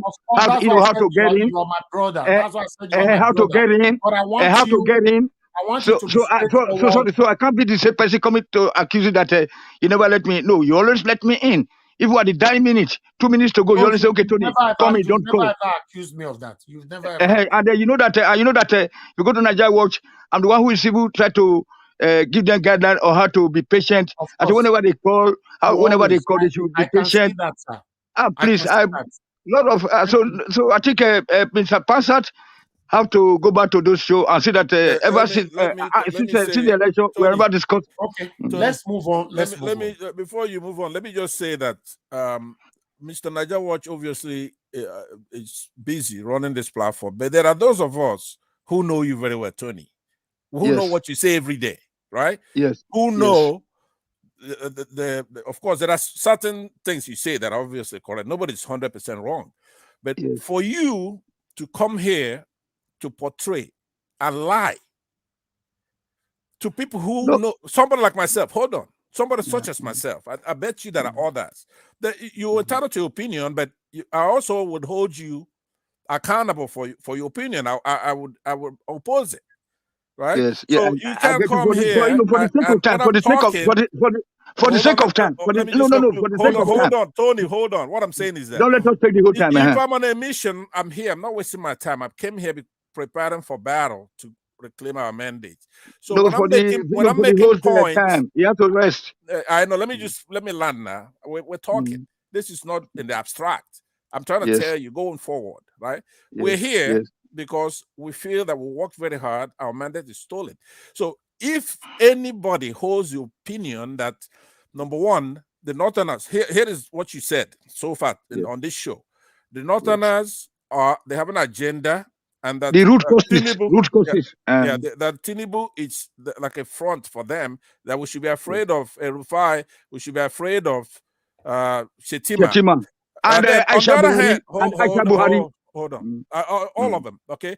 If you always are denigrating Northern Muslims and you're talking in that sense... Not Muslims, all Northerners, including the middle belt. Okay. So then when it comes to fighting hard, you try to say that Obi is good, okay? I've heard you say so many times that Obi is good. So my question to you is Baba Ahmed bad? Are obedience bad? Are all of us on this panel, are we bad? Why do you always try to say... Let me land the question very well so you could cover it all, because it's a good question. Okay. When you try to identify Obi to have a good demeanor, he's good, okay? What about us who support him? Are we bad? Is Baba Ahmed bad? What is so wrong about us who support Obi? Why should Obi be singled out as a good one? Thank you. Okay, thank you very much. So, all the Southerners are good, both Muslim and Christians. They are good for Obi. We saw that in Lagos and Benin, how he won them, over there. But one thing is that it's clear, Baba Ahmed, it's not okay. David Mark is not okay. So that's why you need to revisit all my contributions here. So I'm totally not for war, but I want all the Northerners to stay their own way. With the Southerners, we stay our own way. We should work together, bridges, build bridges, etc., etc. So you need to go back. Okay, so then I'm sorry today, because if I was rushed, because you see at the beginning I said no, I've never, Mr. Tony, your wish is your wish, and I can never talk against it. You want the Northerners to be on their way, and why the Southerners should be on their own way. Most of the people have that kind of perception as well. That is fine. I cannot beat you on that. But my stand is just that, you see the way Mr. Pansa just asked you a question and you are answering it. Always stand by what you want, what you believe on. That's what because no Northerner can be a president, and then the Northerners will let him to operate accordingly. Okay. Yeah, that's fine. For me, in the face of the Constitution also, Constitution is wrong. Everything's wrong. So thank you, Mr. Tony. Let's move on. Thank you very much. We have to flop ourselves from the colonization, the Northern occupation. Thank you, Mr. Tony. And for others that is watching us, or those of you that will play back this video later, please be proud of whoever you are supporting. If they support armed robber, be proud of them. It's okay. Say it in public. You can't come in public and show us something else, because I've seen a lot of people, they have done this on this platform. You come here with a pretentious garment, you are supporting something else, and you are not. Please, why can't you just come here and say, hello guys, I like this platform, but I'm for Tinubu? We will not kick you out. We have never done that. People are here to oppose you. Please, if you know you are supporting other candidate and you've been here and you told us this is who you are supporting and we kicked you out, let us know. We have never ever. Throughout the time, we'll be fighting for Peter Obi here. But the problem we have with some people, they come here, they will lie. They will start interjecting people wrongfully. That's when we not get to know that, get where you take the. You understand? So please be proud of who you are supporting. Thank you. Let's quickly hear from the next person here. Onero, thank you very much, sir, for joining us. Please, I would like to quickly hear from you in the next 5 minutes. Thank you. Good morning to you. Yeah, good morning, everybody. I'm talking from Atlanta, Georgia, in the U.S. I don't want to dwell on the Mr. Tony issue. He's a grown man. He sounds like an advanced person, but he lied. The truth be said, he lied. He lied. He lied. We are too matured. Everybody's grown. Everybody on the platform is grown. Let's move ahead, please. I listened to what's it called? Our principal. We have been on this platform. For those of us that have been crying and feeling sad, feeling somehow, and pushing that we want to hear from him. We want to hear from him. He spoke for over 40 minutes. I don't know the exact period, but I watched it from the beginning. Before he came on board, I'm from Delta State, like I said, in time past. I'm originally from Delta State. I stayed in Benin, schooled in Benin, was born in the north. I lived among Hausa people. So I'm kind of mixed. I understand certain system. Mr. Peter Obi, our support, and those of you that are supporting him, Niger Watch, I salute you. We worked, most of us, I did listen to this program since last year. I have not participated, but I listen. I commended every day. I try to see if I can listen. If I don't listen immediately, I try to watch it afterwards. Back to Mr. Peter Obi. Mr. Peter Obi is not only intelligent, he is bold, he is articulate, he is smart. He is the kind of man that would transform Nigeria. Not Tinubu. I don't call him Tinubu. No, I do not call him Tinubu. It's Tinubu. That's who the name I will continue to call him. That is what he is. How can we say we go and negotiate with somebody that stole from you? Like Peter Obi said before now, somebody stole your car. You saw the car that this person might thief your motor. The court you say, because the person they maintain her properly, you should not file a police report, or you should not take steps to go and retrieve or collect your car back from that person where you see say he did ride your car. Sorry to say, that would be foolish and stupid. Obi said he will pursue the mandate. I was waiting to hear from him. Do we urge our people back home to peacefully? We have been clamoring for about. For me, I'm not scared. It's just pronounced now for people to go for protest. So now peacefully, he was statical about it. I will listen. I was waiting to hear that. I was waiting. Somehow, is it tactical? Is he going to say? But he said it. He said we'll do it the two ways. Yes, we'll go on the street peacefully, and we'll go back to court, so that court will charge INEC for contempt of court. Because these people are wicked, though they are evil. I always say it. I wanted him to speak against APC, but he never did, because that's his style. For me, the party that is the most wicked, the most evil, we thought PDP was good at rigging. APC is the king of rigging in Nigeria, and they will be exposed. No, I don't agree with you, sir. Please, everybody mute yourself. You know why I don't agree with you? You people keep saying APC is worse than PDP, PDP is worse than APC. Sir, please, two of them are equal. They're not passing for that. Please say it how it is. They are the same people. I agree with you. PDP take over government tomorrow, people will still come. I think say that APC be bad pass. That PDP, these people are the same people. They are worse. I agree with you. Okay, so let me just finish up with my time. We have seen what PDP. I've followed the politics from 1999. I'm highly politically inclined, even here in the US. You know, I get myself involved. PDP did bad things in our country. We thought PDP was bad. We thought PDP was worse in terms of rigging. I'm particular about that because it hurt our spirit. You can never, ever try and do such a thing in any European country that people are voting. You will go there, scatter their vote. So they change the numbers. That's why I'm so angry with the APC people. They are evil and wicked, heartless. They must be exposed. Let's find a way. Like we started yesterday. I listened to the program yesterday, but I couldn't join. We're talking about how to strategically organize our people back home to go for a peaceful protest. Let's emphasize on peaceful process.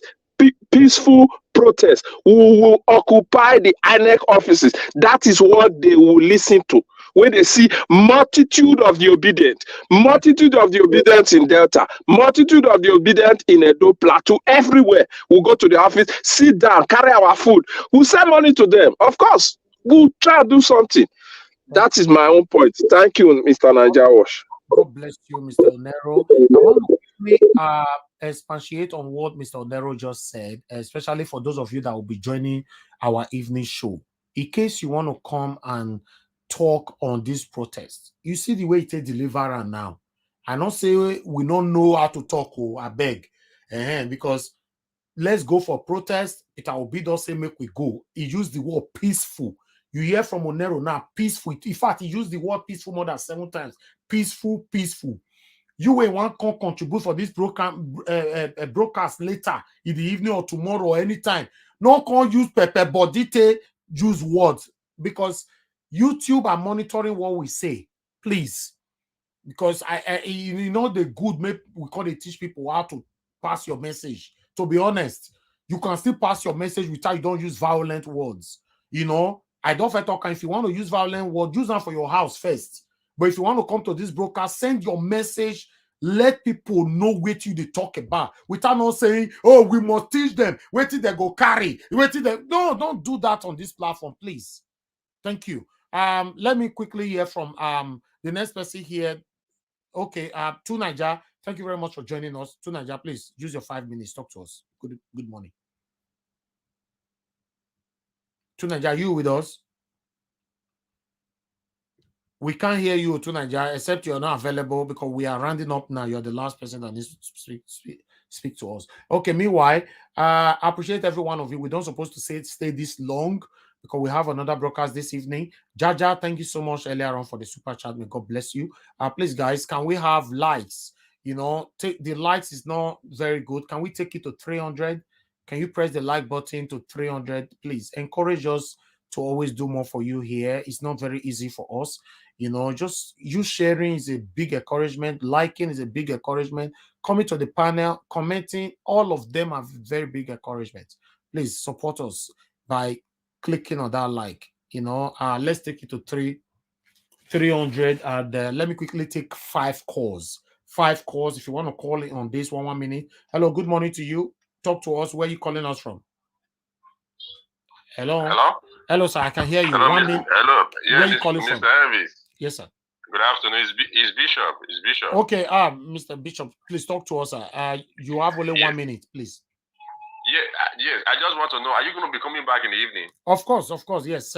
By 6 p.m. Nigeria time, yeah, we are here. All right, perfect. I will be joining. Thank you so much. Thank you. God bless you, sir. Yes, sir. All right.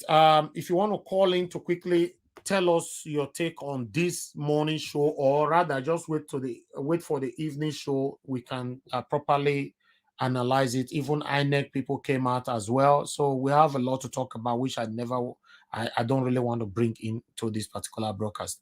Okay, I appreciate you all. Now we'll draw the curtain. Thank you, my people. Let me quickly give everybody 1 minute to round up. Big Uyi, thanks for your patience with us. Please use your last 1 minute submission now. Let's move on. Thank you so much, Mr. Elvis. You know, many of us, many of the obedient, they've been waiting for what Peter Obi is going to say, and he has already made it clear for everyone. So I want everyone to take what he has just said. He's someone who has been in politics. He has been a governor of Anambra State for 2 tenors. So he knows exactly how to go about a situation like this. It happened to him before when they impeached him. So he knew exactly where he is. He have seen it all, that it's right time for everyone to come out and seek for their mandate. So I'm begging everyone to come out in large quantity and march to that INEC office to demand for their mandate. And I'm equally saying this to every Nigerian who live in diaspora.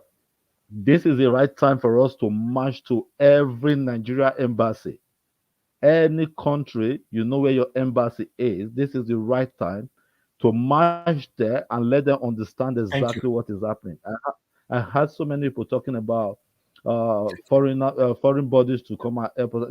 We have to do something that is going to attract them, that is going to make them see Okay, what is sir, happening please as well. round up. Thank you so Thank you. much. Thank you very much, Big Uyi.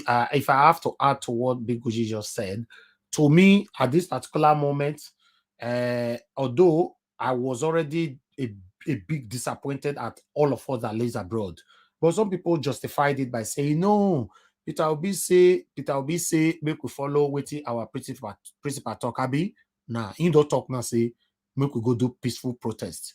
So I will express my displeasure, my disappointment in the next 7 days. If I don't see, especially those of us that live abroad, say we come out. If not to just come on air, talk, but nobody, because they say people for Nigeria. Yes, you are a Nigerian, any country, as big way you talk, I'm so.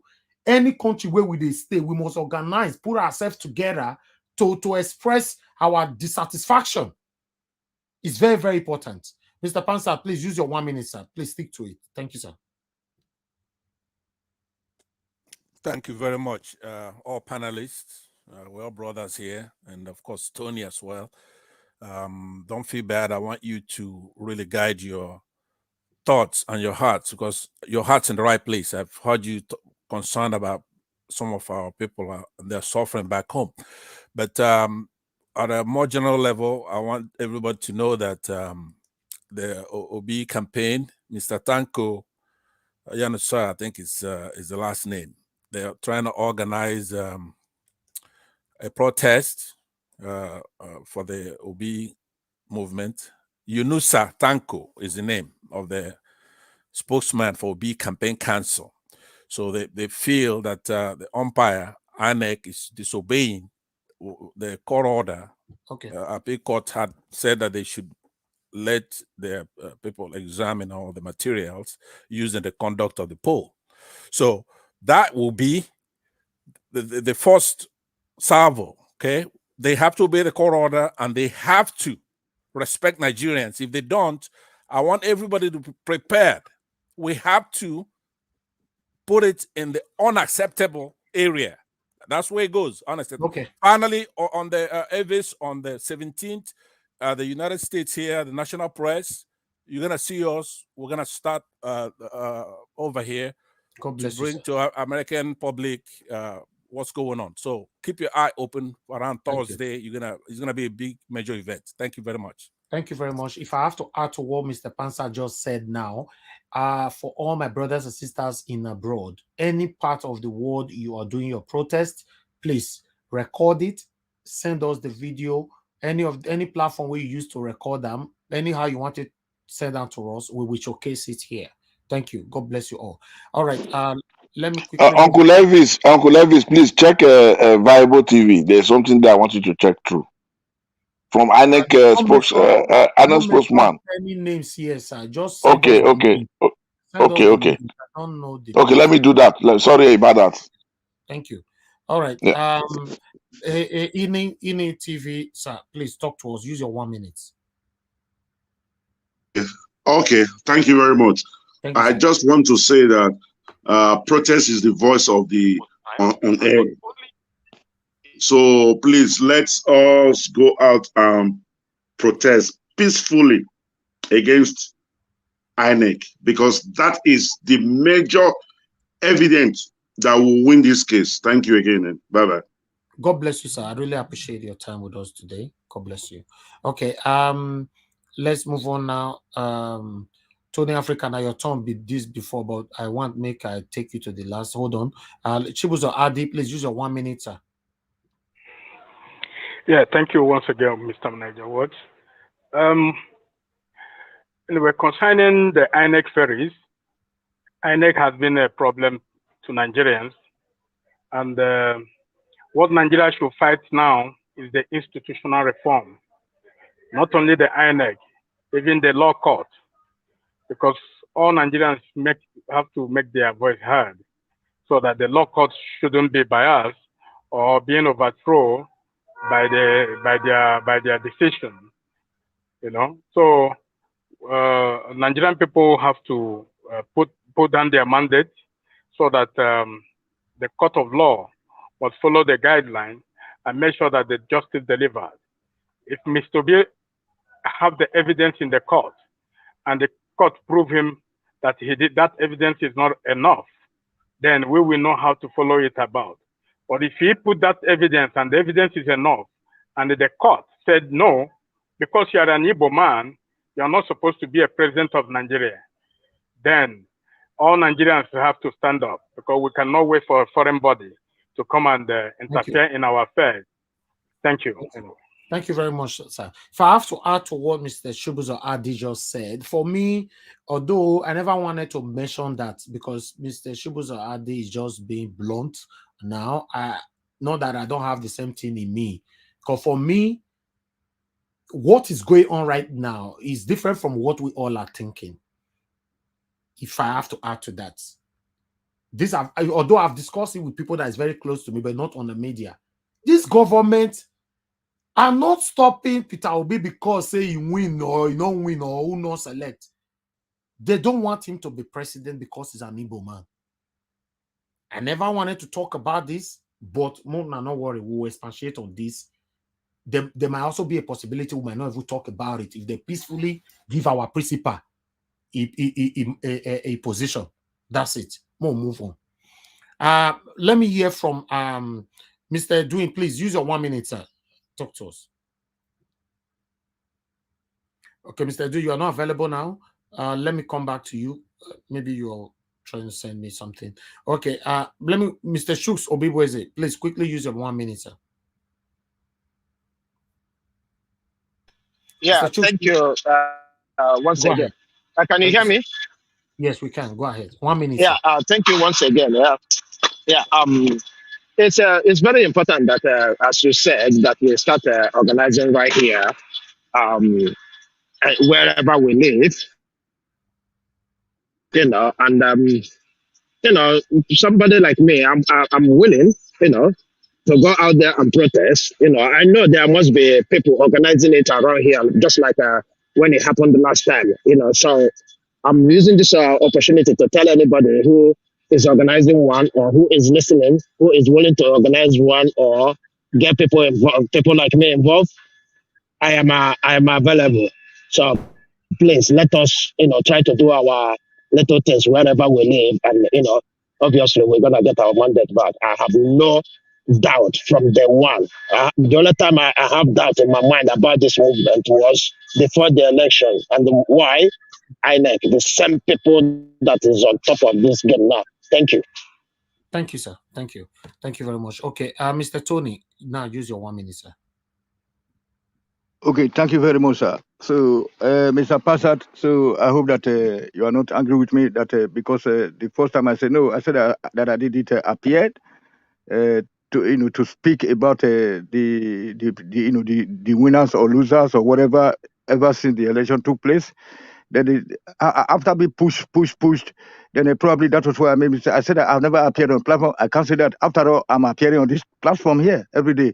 So one thing I will advise you to do is to go to the Nigeria to join our group. On that, I will agree with you, because you said you have never appeared on any platform after the election, and you have been here twice, after the election. So I believe maybe what you were Yeah, saying, you didn't hear it yeah, properly. yeah, to discuss about Tinubu or whatever, whoever the candidate. That's where. Then secondly, I will advise Pansat and then all the viewers that are viewing us right now, or the listeners across the world, to join the Niger Watch group. There you can be able to discover what Tony Africa is standing for. There. Okay.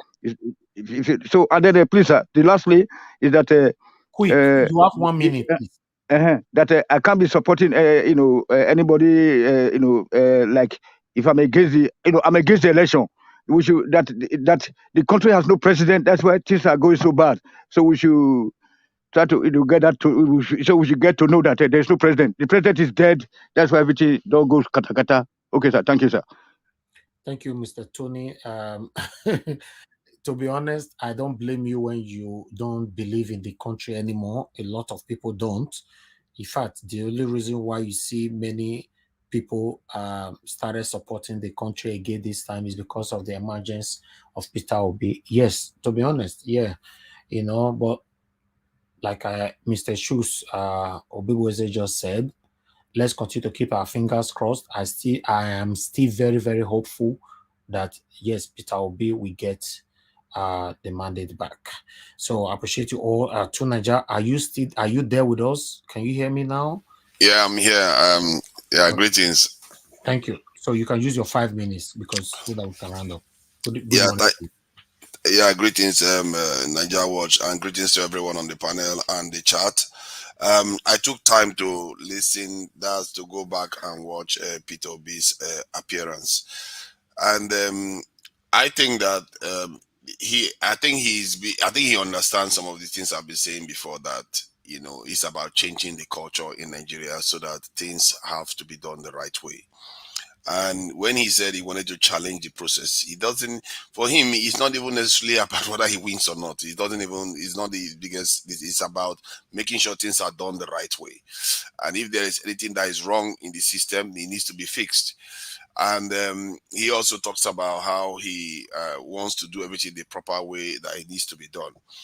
And that is the kind of thing we need to start, even challenge the religious leaders and stuff like that. Like, because we can't have all these people keep saying that, let's just accept failure constantly. And the way he reasons is very, very sound. And I think people really need to listen to him. And because he just wants things to work. And I believe even he said it, that there are people that are in the obedience and the people supporting him are not only from this labor. That these are things that it goes beyond it. I said it. He has already won the narrative and he's won the moral mandate of this election. And he does it the way that is possible, he can literally control the narrative. Because some of the things he is saying, he has weight behind it. It's very, very important stuff that he's talking about how we have to do stuff the right way, how we have to achieve results. And we can't just say people are old and then just because you are old is okay. That you say whatever you like, or because you are a religious person, they will just accept what you say. Because things has to be done right. This failure, he always focuses on the failure. The failure that we have in our country is at the core of the problem. It's not about your age, it's not about your tribe. If you don't deliver for the people, you have to be held accountable and you have to be made not to rule the country. You shouldn't be running the country if this is the result we keep getting. Nigeria is such an important country. We can't keep allowing these people keep running the whole circle around us constantly. People being present in the Nigerian politics. If he's present, making sure he's holding everybody accountable and talking about these sort of things that he's talking about, the movement carries on the way it's carrying on. I'm telling you, it doesn't matter who is in office. So no matter who is in office, you bring Obasanjo back, whoever, the Nigeria is going to improve in the next 4 years. Because he's already the way he's putting it, I don't even think the judges can have they will have the power to deny the evidence. The way he's approaching it. If they see evidence, they go against it, the whole place will come down. The judges will not have the ability, no matter how much they are bribed or threatened, to change the evidence that the way P2B is pursuing it. And people are going to be behind him. And that is why if there's evidence of serious malpractice and they stole this election from him, believing me, it's going to come out and they are going to overturn it. Even if they've never done it before, there's always a first. The first governor they removed from office, there was a first.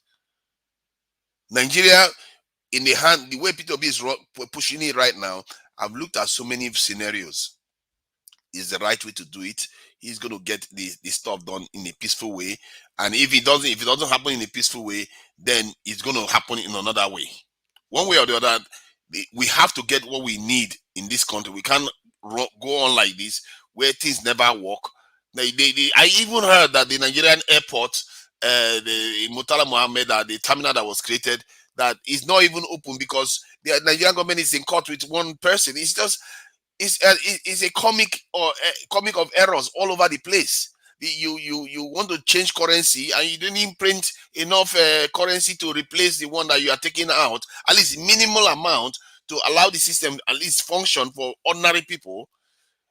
We can't just keep running countries like this. And I think that these kind of people like P2B that are supporting the right way of doing things, we have to be coming together. We have to be pushing forward for the change that we need to see in our country, because it's a very, very narrow path to achieve the change and also develop. And we don't have a lot of room. Thank you. We really don't have a lot of room.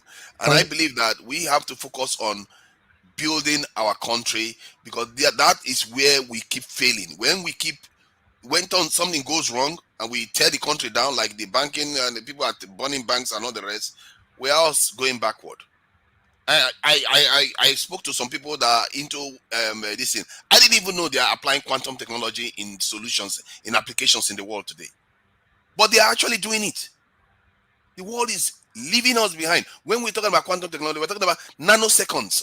Some people don't even know what that means, what that even exists. Okay. The level we are talking about, at atomic level, they are controlling it. You can't even start imagining. And what are we doing? We are trying to figure out how we can vote. Thank you, Tunaja. Thank you so much. We really need to focus on building, because the world is leaving us behind. And if we don't do that, the consequences, it's not going to matter who runs the country. It's on all of us. Thank you. Thank you, Tunaja. Let me quickly take one or two calls. Hello, good morning to you. Your name and where you're calling us from. Hello, are you there? Solomon Kajo, I'm calling from Canada. Thank you, Mr. Solomon. Talk to us in 1 minute, sir.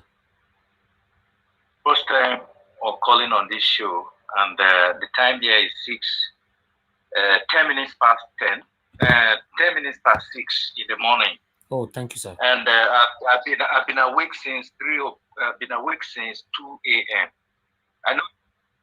Okay. And then we are fighting. We have a fight that we're fighting. And if some guy come on the show and they are taking the whole time, I mean, I know you are trying to be diplomatic. You are trying to do what our principal Peter Obi, my mentor, does, but you know there is a limit to everything. We cannot be over stretching things. That man has taken this very Tony of a guy that he cannot be taking the whole of our night.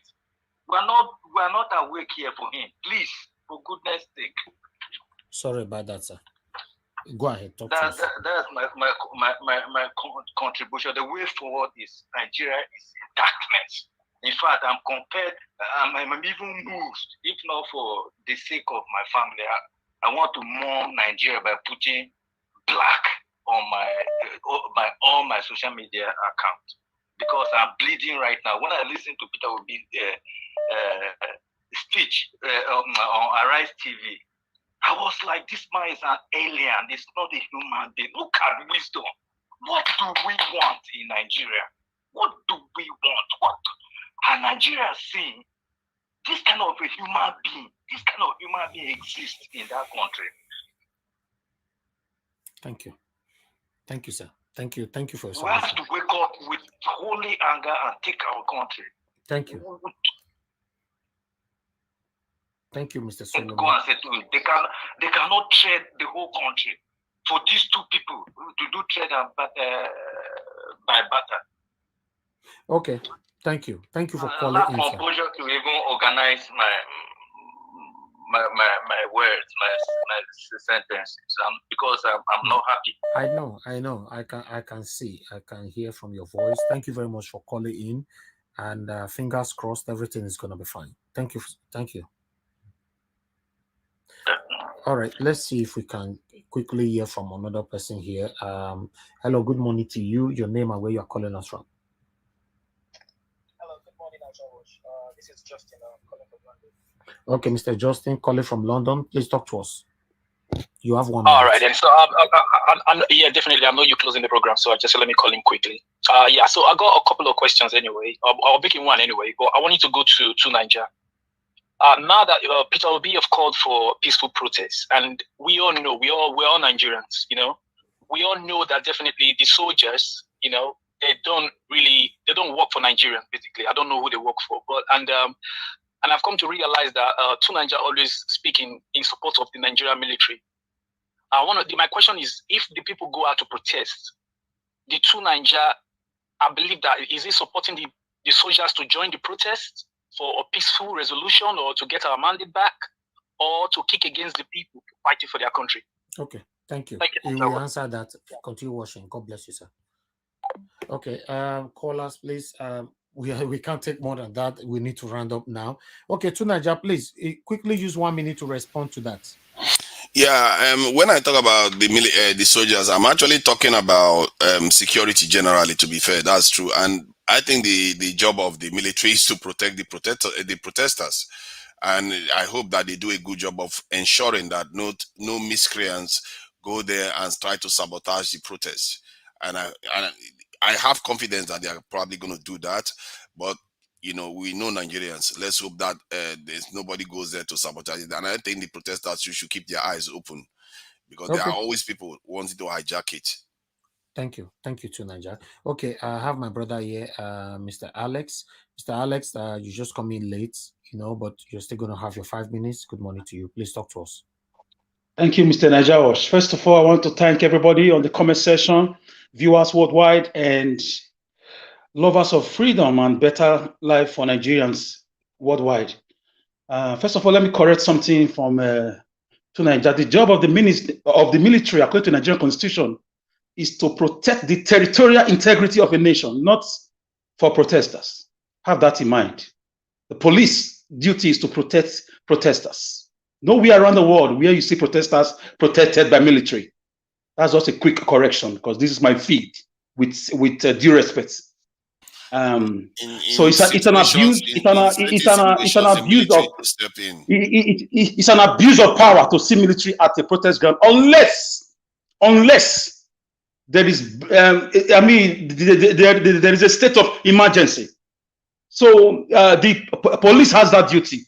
First of all, you are in America. You are in America. You should. Yes, that's why I said unless there is a state of emergency. Quickly, before you eat it to my time, and I want to first of all apologize to viewers of this channel, to people who love this channel. If sometimes I use harsh words, I'm very sorry. It's not my fault. I know I'm a reasonable person. I'm a peaceful person. I just want a better country. I just want a better life. I just want a country that works. I'm consumed with passion. So I've done a soul session of myself, and I think I shouldn't be talking like that. I know children are watching this platform. Exactly. David said, the zeal of the Lord's house has consumed me. So I'm consumed by passion for a better Nigeria. So my sincere apologia, viewers worldwide. I want to read this psalm for Mr. Peter Obi. It's for him specially, for his protection this period. Yes, Psalm 23. The Lord is my shepherd, I shall not want. He makes me lie down in green pastures. He leadeth me beside the still waters. He restores my soul. He leads me in the path of righteousness for his name's sake. Yea, though I walk through the valley of the shadow of death. I will fear no evil, for thou art with me. Thy rod and thy staff, they comfort me. Thou prepared a table before me in the presence of my enemies. Thou anointed my head with oil. My cup runs over. Surely goodness and mercy shall follow me all the days of my life, and I shall dwell in the house of the Lord. Amen. So let's pray for his protection. I know how politics works. I'm not a lawyer. I'm not a media person. This is my field. The next thing they are going to be thinking of doing is to bring this man into custody or bring him down. So I'm talking from a tactical point now, from a strategic point, from a specialist point. So let's talk to those who are his security guard to do more work, to be more vigilant. They can come through any means. It may not be by force.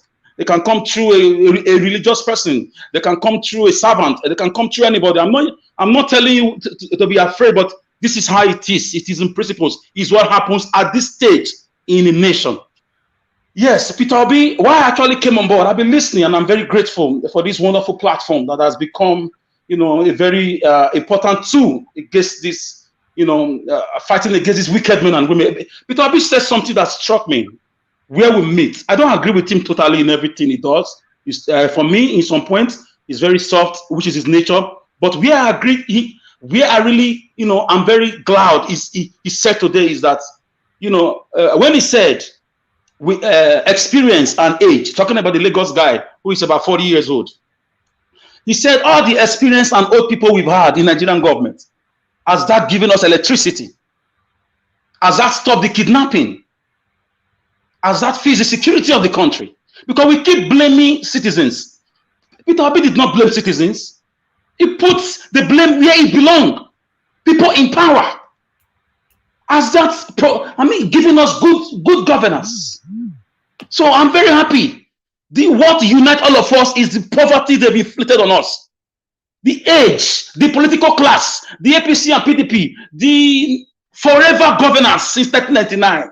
20 years. It didn't take Singapore 20 years to shoot themselves from third world country. They were even drifting into a fourth world country because American academians were trying to create a fourth world country with the likes of Somalia and the rest. Malaysia was also drifting into that place. But today they are in first world country.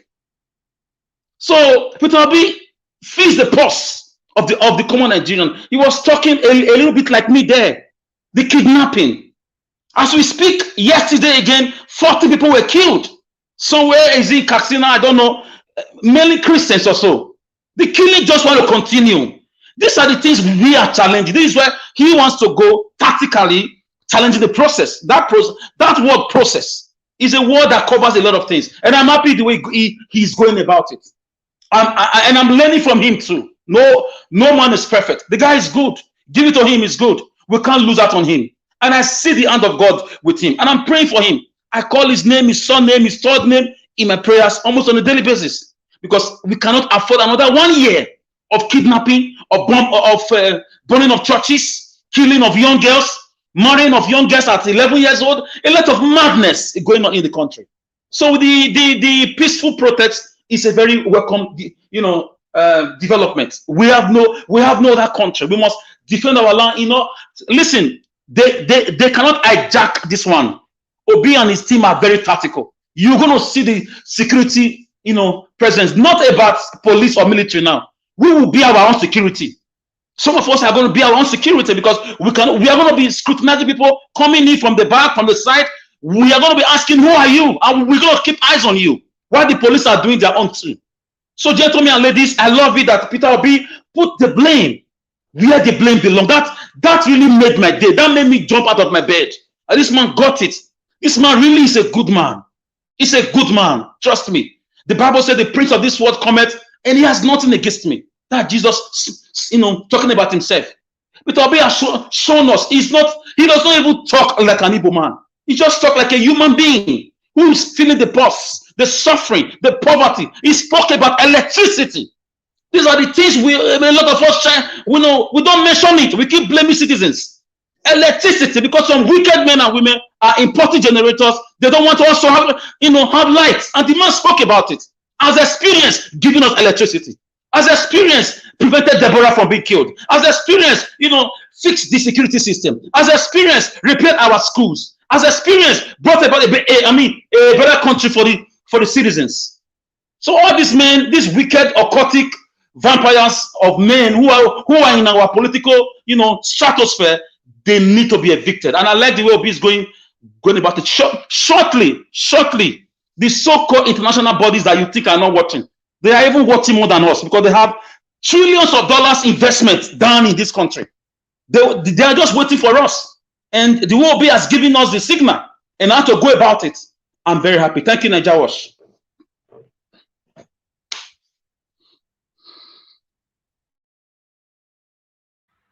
All right. Thank you very much. Thank you very much, my brother Alex. God bless you. All right. If I have to add to what Alex is saying, this protest is very, very important. Now my principal don't pronounce. So for me, I will also suggest. I would like to suggest that a T-shirt should be printed. It doesn't matter if you are protesting in America, UK, anywhere. Make we print T-shirts to identify ourselves. The people that is protesting. Sorry, I was thinking about that too. Thank you. Oh, wonderful. Thank you, sir. A T-shirt should be printed out. And for those in Nigeria, I would have also suggest if you guys want us to raise money to print T-shirts for them, on the day of a protest, we can go and be sharing it for people. We can come out to say, okay, let's print 5,000 T-shirts, for example, and share. It doesn't mean anything, but it's up to you. It's up to you, people. I thought I should bring this in. It's a good thing. It's a very good suggestion, and I trust Obidati team. If you see the way they rounded up that election on that presidential election, they took everything by storm. If they could cook, brought out their generator into the midnight, entertaining themselves and voting and counting their vote, trust me, they are going to even be more organization this time, and that T-shirt will have numbers. Yeah, but when it comes to this T-shirt, we cannot leave that responsibility on Obidati team. No, a team. No, when I say team, I mean all of us. We are a team. Oh, all of us. Okay. All of us. Yes. You saw the unity that played out on the 25. It was like the hand of God. If not the hoodlums. It was so peaceful. Everybody was willing to wait for 2 days just to cast their vote. You can remember a lady that was brutally wounded. She still came back to vote. So leave that protest matter. We have learned our lessons from the SARS protest. My people, if you guys, like others, have already supported on this printing of T-shirts, in abroad, yes, you can do that on your own. If you guys are putting yourselves together, please try to print a T-shirt. Everybody wear T-shirt. But in Nigeria, if you want us to, put out a T-shirt out there, somebody have to be. I have somebody that can print a T-shirt, for example. If you guys want us to raise money for that, but if you have somebody you want to do it on your own, go ahead and do it. But I think it would be nice if we are watching these videos. Almost 70% of everybody on the protest ground are on a T-shirt. That would be nice, to identify our own. I don't know. So let's think about this. Tonight broadcast, let's expatiate on that. Thank you very much, my people. Now we'll draw the curtain. Mr. Nigerians. Yes, sir. Yeah, if you don't mind me putting this, you can get in touch with, because, like Obi said, everybody is contributing. Nobody knows it all. This is a very, very good suggestion. And I think you've got to bring labor, members of labor involved into this so that they take that message. Because like I said yesterday, we need to organize this in a way that we don't go back. Because these people, they did this, especially this morning matter is becoming to occur to me that they did this because they know we're going to organize ourselves and come out to deprive us that opportunity to do that. Thank you. All right. Thank you very much, sir. Sorry, Mr. Najawash. Can I just 1 minute? Okay, let's say 45 seconds. Hold on, sir. I'll give you that 1 minute. Somebody is already on the phone. Hello, good morning to you. Thanks for calling in. Please quickly talk to us. 30 seconds. Yeah, good afternoon. This is a call from Germany. I am John Bulaja, from Delta. Thank you, I sir. live in Germany. You see, I've been listening to everything that has been going on. The thing that I really want to, contribute is that first I have to commend you people's effort on what you're doing, and apart from that, you see, when we are following this footstep of Mr. Peter Obi, we have to be extraordinarily careful. He has advised that we should go on peaceful process, which of course we are. Sir, your really, telly is playing in your house and you are talking to us. Which one should we be listening to? I'm watching still your program. No, you can't. You turn that one down, please, so that we can listen to your voice. Okay, I've done it down. Thank you, sir. Is it okay now? Yeah, go ahead. All right. Yeah, so when we say we are for this process that is going on, like he has said, extraordinarily carefulness is needed because the madness of the way the military goes about the indigenous or the citizens of that nation, and apart from that, these people, they've been ruling that nation right from time immemorial. I think General Yakubu Gowon was 27 years when he took over the government, and those are the same decades of people that are still ruling the nation up to tomorrow. Retrogression is what we've been having. There is no progress right now. Okay. Please round up, sir. Peter, round up. Yeah, right now Peter Obi has laid down a benchmark on how to go about the process.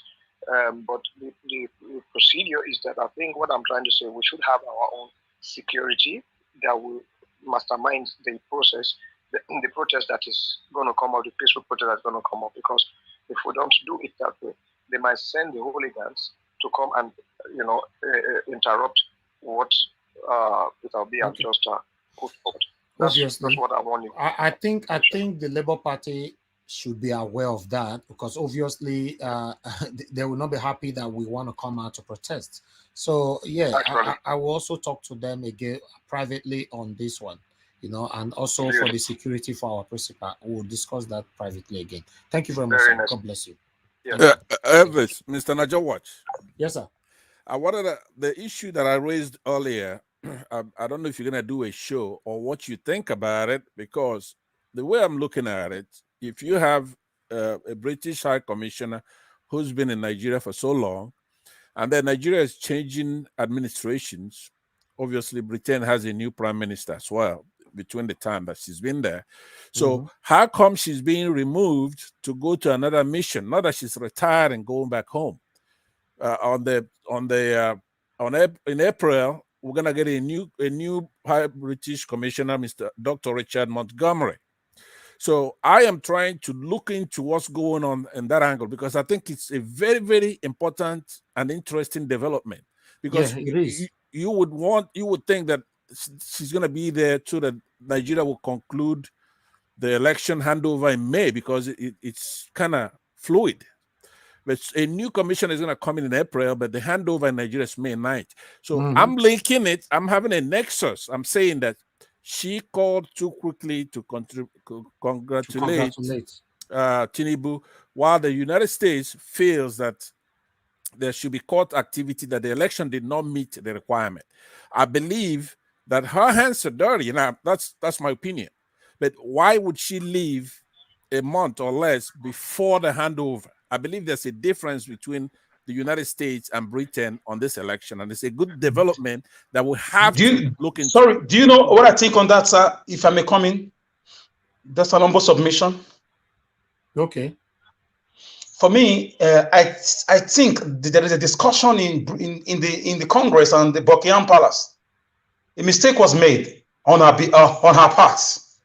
They just didn't want to wash their dirty linens outside by scolding her, by deviating from her line. So the government had to just follow suit to cover their ass. If they scold her to say we don't support this, it's going to be an embarrassment. British don't like embarrassment, so they are calling her back. to bring somebody else so that they can caution her next time in case of where she's going now. Probably she has a strong connection at the government house. They don't want to sack her or remove her from her job totally. It's just a warning to her. Okay. Obviously, Britain is not happy, but they don't want us to know they are not happy. We are not counting on them, though. I'm just letting you know my body language about that from my own, view. Thank you. Thank you. Thank you. The woman time was already up, please. Her time was already up. She was supposed to leave by April. Exactly. That's what I wanted to say. Exactly. That's what I wanted to say. It has nothing to do with this. And if our time is up, why are they taking us somewhere else? And what makes you feel they cannot renew our time? Is it a do or die timing? Compulsory, they must renew our time. It's not compulsory. Listen, No.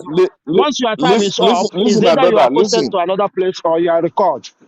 Alex, listen to one thing you should understand. Let me tell you one thing. Quick, no, 30 seconds, yes, please. the problem the British and America is having is, first and foremost, anything chaos that will cause mass movement in Nigeria is what they will never allow for 1 second.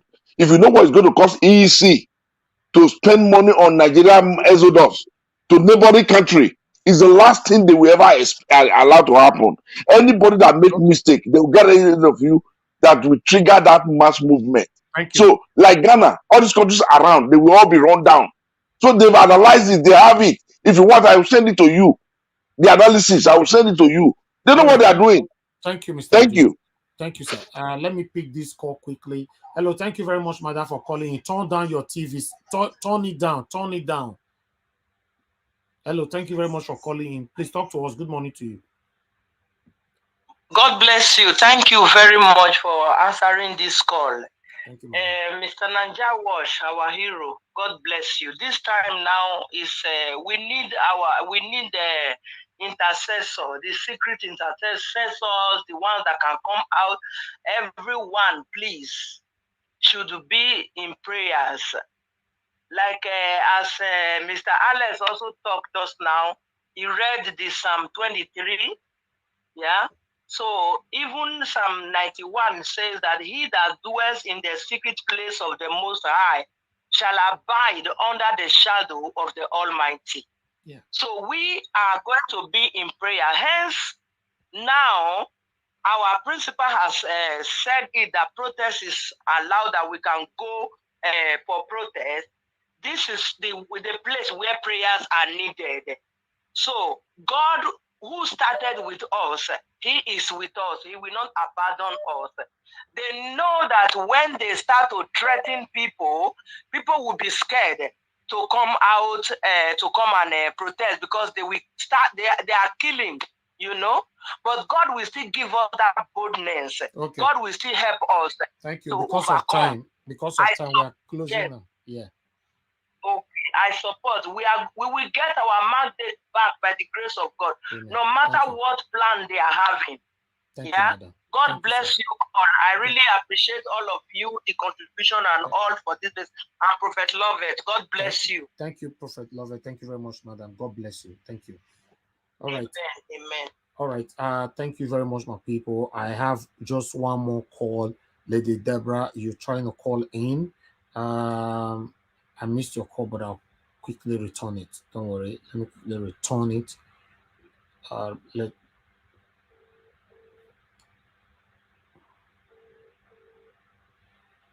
You're not picking now. We don't have the time. You just called and I'm calling back. You're not picking. I think we are okay. She's not picking. That's fine. Thank you very much, my people. Now God will bless you that. So please join us by 6 p.m. Nigerian time. We're going to be here. You say you're going to give me my 1 minute before. Sorry. Okay, yes. I forget. Okay, go ahead, sir. Quickly use it. Okay. What I want us to do, you are a media person. We are all an enlightened person. Mm-hmm. You know, in media, the narrative for US here, the narrative vary. So I want us to rephrase what we are planning or anticipating to do. Instead of us using the word protest, we will rephrase. You may want to do it better. Peaceful walk to INEC, peaceful march to INEC, peaceful visit to INEC by obedience. That is my final contribution. No, yes. All the banner should, we should have stuff like that on it. So I think it's very, very important because this is strictly peaceful movement, march, protest or whatever we want to call it. But that peaceful must be bold. It has to be there. That's where I can showcase it. Anything more than that, I'm not part of it. My media is not part of it. Thank you very much, my people. I appreciate you all.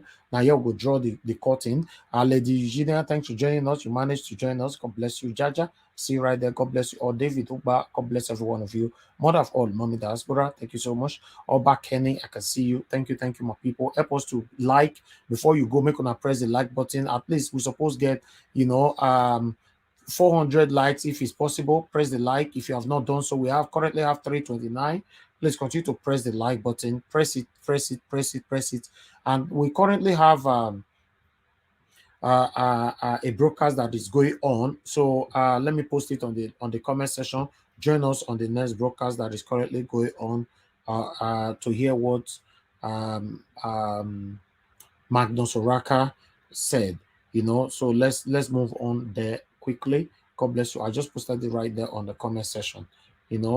That's the broadcast that's currently going on the comment section. Please join us again after this particular one that I just posted by 6 p.m. It's going to be a busy day. Pansat is there challenging me. I don't know why he wants to challenge me. This guy is like trouble. Yeah, I want by 6 p.m. Yeah, I wanted to schedule us. I want to debate two Niger on this. Like 10 minutes, 15 minutes should be enough time to have a No, not today, not now. Not today, but soon. Yeah, no, tonight. This evening, if both of you come in, I'll just leave the floor for that 20 minutes or so. Okay, thank you. To Niger, we're on then, right? Tonight, 6 p.m. We could not come. All right then. Mr. Elvis, are you sure of what you are promising? That what? The matter they hurt you. In the hurt you. Yes, so. No, of course. I always keep to my promise. Of course, I always keep to my promise. Okay. Because it is only two of them. Now only two of them go there inside there. So far, make the not carry bottle from. So I believe Mr. Pastor will beat to Niger, or to Niger will beat us. So we will still go beat each other later. Join us later. Maybe it'll be a draw, but we'll see. A draw, okay. You see, Mr. Pastor, don't they fear? He's already surrendering. He's already surrendering. I accept your full surrender. It's all right. You're welcome. All right, but people, join me later. God bless you all. Bye for now. You are the pillar that holds my life. You are the pillar that holds my life. Master Jesus, you are the pillar that holds my life. Lily of the body, you are the pillar that holds my life. You are the pillar that holds my life. You are the pillar that holds my life. Lion of the night, you are the pillar. Chickadee, you are the pillar. Daddy, you are the pillar that holds my life. Lion of Judea. You are the pillar that holds my life. Walk anywhere. You are the pillar that holds my life. Hey, yeah. Master Jesus, you are the pillar that holds my life. You are the pillar. You are the pillar that holds my life. I said, Jesus, unibu kalabati sinduwe. Nibu kalabati sinduwe. Ojo biemede, nibu kalabao. Nibu kalabano. Nibu kalabao.